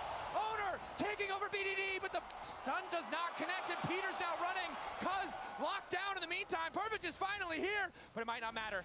Reset on the ulti from Owner means he gets to back away, but the health bars are low across all of T1. KT, this is an insane gamble. Objective, lower and lower, and God's gonna take it, unstoppable for Perfect. Gets a bit more space. Carry is still living. Doctum on the way in, and Guma set the fall. Down goes the AD carry. Doctum on the way out, the TP in. Fish in a barrel, and it's time for KT to start free firing. T1 thought they had the edge, but in the end, it's KT who take the Drake and the play. And it's because Mundo! He steals the objective, he chases down the kills, the hero that KT needed. At first, this play looks dire for KT. They waste a lot. BDD there tries to get the execute, but just doesn't have the damage. Syndra's down, Flash is gone. And then, as Peter goes down, I want you to watch what Dokdom is able to do here, because he keeps hovering over, firing these rockets. The poke just keeps connecting, and then Perfect goes in, and all he needs to do is buy time and buy space for his Corki to Gatling gun his way through T1. Huge, huge moment there. Corki doing work, Cuz hits the cleaver, flashes in to finish off the kill as well, and BDD comes back in time to claim the kill on Faker himself. In the back for KT erupting with joy. It looks like T1 had taken it. The steal started to feel like it was going to balance out, but in the overall extended fight, KT just keep on doubling down. And folks, I'm starting to think the Mundo might be a problem. Yeah, that's almost 10 times as much damage. That's a little silly. This is because his second professional Mundo game. Yeah, on track, looking good. And I gotta say, Owner, he gets the Kraken Slayer. Uh-oh, Gumayusi has not decided to ult. Doctam might be in trouble here. Knockup does not connect. Peter trying to get a bit more space, and Cuz is on the way in. All of T1 forced walang retreat. Amber. Maximum dosage popped just to get him in range as BDD then is now collapsing on the side lane. Multiple pieces of CC stun. Initial lockup into Owner is decent. BDD trying to turn back. Sidestep does not work. Owner taking the kill. One of the hardest parts about these control mage changes or trades is when you try and play the side lanes who are very vulnerable here. And so T1 able to pounce on the flashless Syndra. Really nice play there from T1. Also no, right? Cuz shows mid. Ult obviously felt like it wasn't going to do too much, just wanted to get to the fight as soon as possible. And I think shouldn't line up too poorly when it comes to timing. Level 2 of that almost available. But knowing that there is no one and that BDD doesn't have flash, Doran and Owner can fully commit onto the Syndra and take down BDD. And it's going to be BDD and Doctam who have these targets on their back. Cuz very far ahead, incredibly difficult to kill. But BDD who's flashless, Doctam who's flashless, really vulnerable to the potential engage that can come out from Owner or Keria if T1 can find these angles. For now, a battle of vision. We're looking ahead to the next objective. 20 seconds until that Rift Herald spawns. Both teams gold, nearly neck and neck, but a completed item for Faker is going to make a big difference. T1, if they can get backline access with Owner, Keria, or Doran, the fight is going to be really hard to play out for KT. BDD's position is going to be paramount in these fights. As in the last fight, he flashed forward, didn't find the kill, and it was the rest of the team that kind of bailed him out. Then got picked there as Cuz walks forward with no fear. Yeah, he has to let his front line do the work that they are built to do. Peter, Cuz, and Perfect. See if they can actually bring it together. The teleport is ready for Perfect as well, and he is now proxying Doran, but he knows that there's nobody else that's going to come and gank him. There's no Mundo on the enemy team. Scryer's Bloom used as well just to confirm that fact. Pressure in the mid lane in favor of KT means that they're going to get first setup on the Herald. Now there is still vision here from T1 if they do opt to contest. Oh, there's the TP, there's the flank! TP from behind. Flashing forward, Carey's gonna find the knock on the Doctor, but Peter beautifully stopping the initial engage. Dorn from behind, no more. No, ADR. That 80 carry, KT running. Huge TP flank, what? It turns into more. Peter, flash out, reset from Owner. Unstoppable for a moment. Owner setting up for the angle, but he's not going to overcommit. Reset on the ulti, taking him out as T1 start the objective. And a big mistake there from the KT support. Doctam getting caught, that's just a good play. Nice flank there from T1, but then Peter stepping forward and Cousin BDD trying to look for a kill on the opposite end. But with any of these Viego compositions, if you get the first kill, they just feel so good as Keria sets up the play here, and Doctam has nowhere to go. And man, that deep ward value that allows Doran to teleport in for the flank, incredible. And Peter, that cow is in the wrong area. Definitely was. You could see how he had a bit of hope, a glimmer of hope. He peeled 2 people. And the third comes in when it's Doran on that flank to seal the deal on the kill, to make sure that they get more out of that play.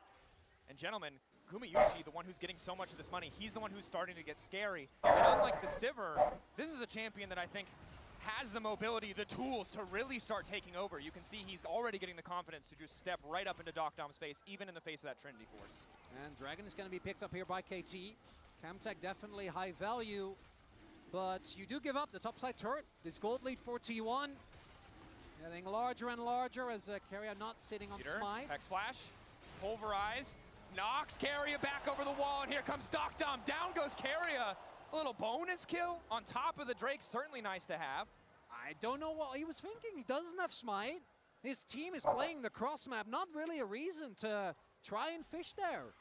Doran spotted, eyes on the scatter of the week. QE not gonna work. Cleaver certainly hitting like a truck. Doran very likely to just have to concede this tower.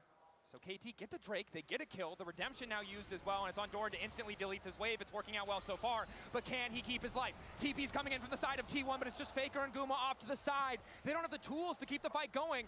KT going to respond. All of T1 now retreating. KT still winning out, still coming out on top, but in the mid lane, it's the Herald that's been used. T1 going to try to transition into breaking down the mid lane tier 1, and it's yet another TP in the sequence of play. BDD wants to deny it, scatter to clear out the rest of the wave. It'll be a chunk of damage, but the tier 1 will not drop. Nicely done by KT to parlay that pick into an extra kill. They've got Cuz, they've got Mundo. He can tank up that tower. They go for the dive. They make the play very nicely and very quickly. And we do see the gold lead has now evaporated. Basically reduced to nothing. Was 2K just a little bit ago, and I don't want to see a Mundo and Cassante with Chemtech Soul. That's too much, man. Hello? That truly will be too tanky to take down. Honestly, though, Keria, like you were talking about, sniffing around the dragon, and KT actually turned that pick onto him into a lot of value here. A nice little bit of ballooning of the gold. See if they can actually push it forward, though. Faker in the side lane, trying to keep the pressure up. And it's mag-2-0 sila Packer ah. Ay, 2-1. But when you look at Panalo sila game 2 ba? Talo. Particularly that Mundo, that Syndra, that Natutuwan sila ngayon. I think we're seeing T1 really mukhang hindi tripit boss. I think this comp can always win fights, right? If you ever get the pick, if you can ever start, particularly with this build from Owner, get that early execute, because he has so much damage available, but your front to back, trying to get past these big beefy targets down the line might become a problem, especially if they keep stacking dragons. I mean, definitely could be, right? You're waiting for Guma to get more damage under his belt. You're waiting for Owner and Guma to be able to do work with these double Kraken Slayers, but they're so reliant on these major cooldowns. And if Perfect and Cuz are still standing when those ultimates are gone, that team fight is not going to go in your favor. It's 6 seconds now to the Otacon. We're looking at the bottom side of the map. Yung mga AD pa rin, yung mga luma pa rin Ito bago.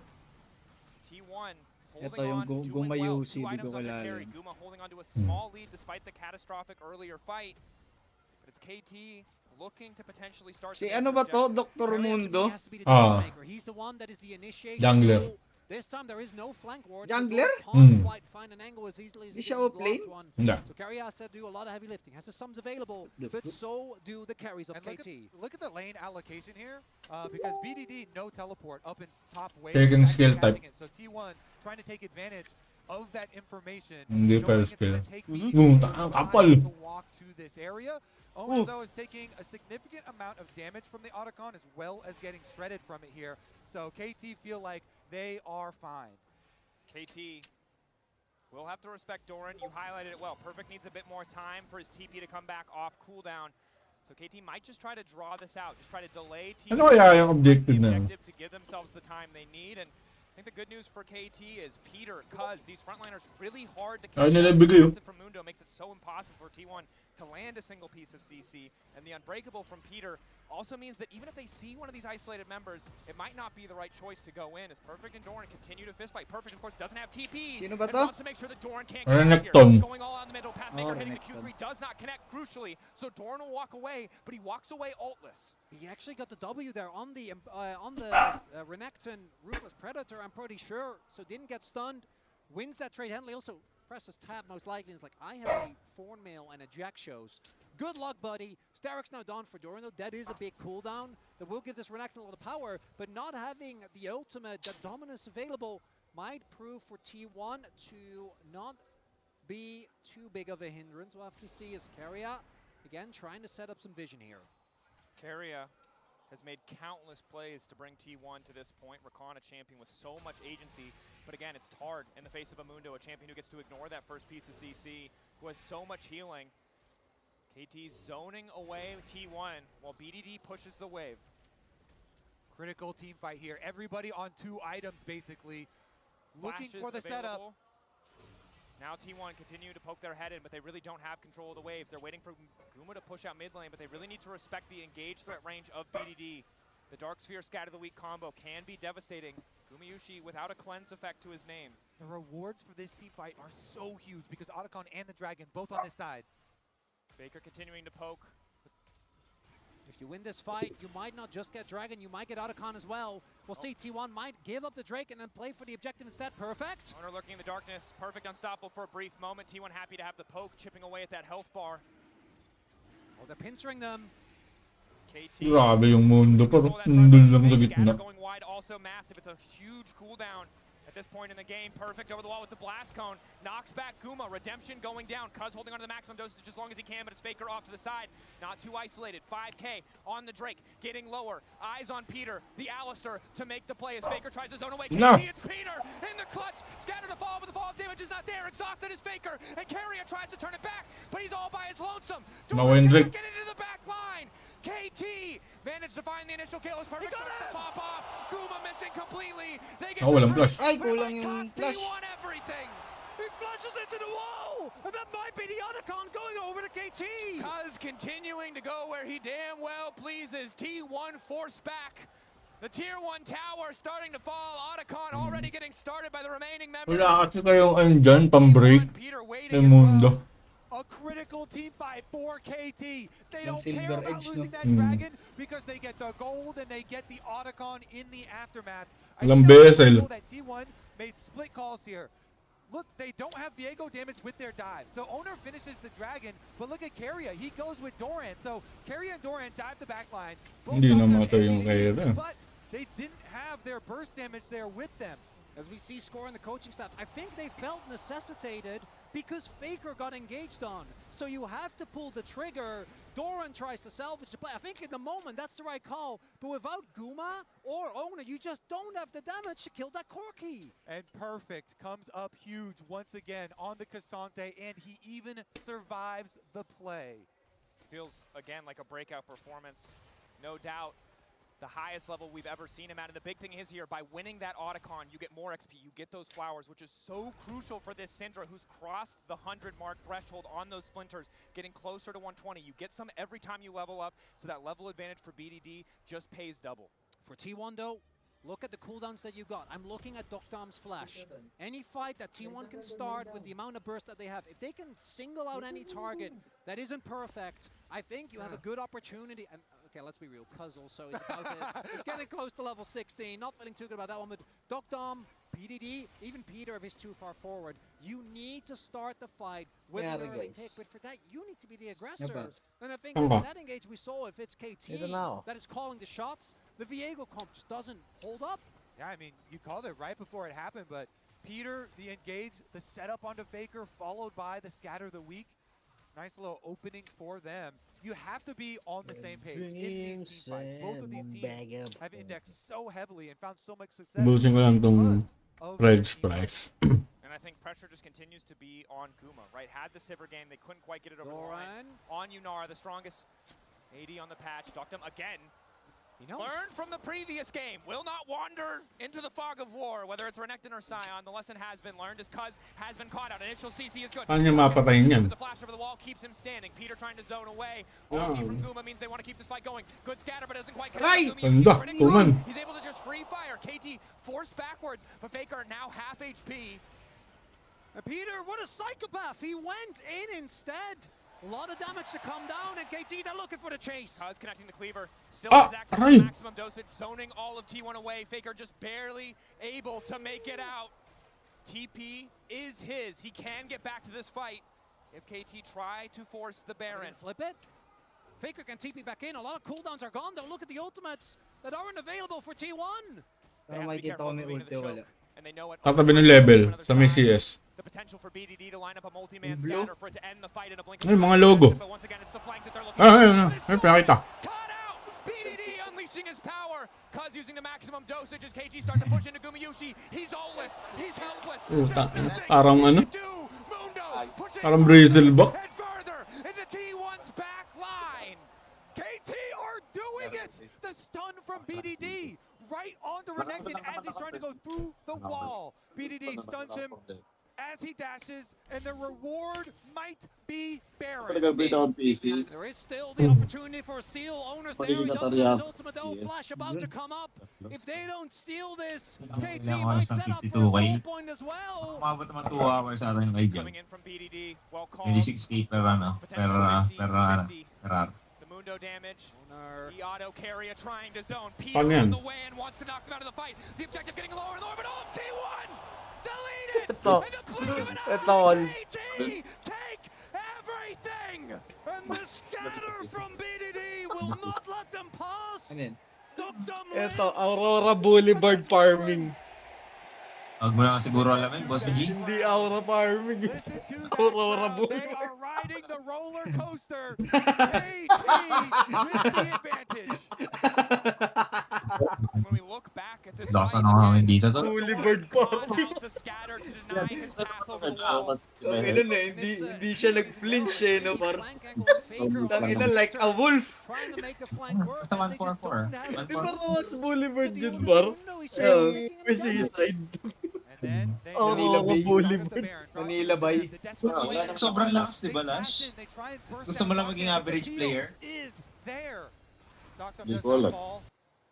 Reveal na agad. They've got Baron, they've got a Matangin na pina-reveal ni Boss G. Mga 40k, Boss G. the Otacon buff still Coach Ray in nakasuit. their favor. And almost the entire year, T1 had dominated this KT lineup. Late. But for what feels like the first time Ako, Boss G, di mo tatanungin ako. countless years, it is KT who have T1 on the back foot. KT who once again have a gold lead. This time not from snowballing early, but fighting incredibly in the mid to late game. And for this roster, with tayo, Dr. Boss G, ah. Peter and Perfect all being Ilan, subbed out at Lash, various pag sinabi niya dito, magpa-5 subs ako kay Poo. for them to Sabi mo, work Lash, back magkano to ba ako? this point. Inspirational stuff. KT, can they do it? We saw it in the previous game. T1 was almost able to find their way back. Kuma doesn't have a kasama yung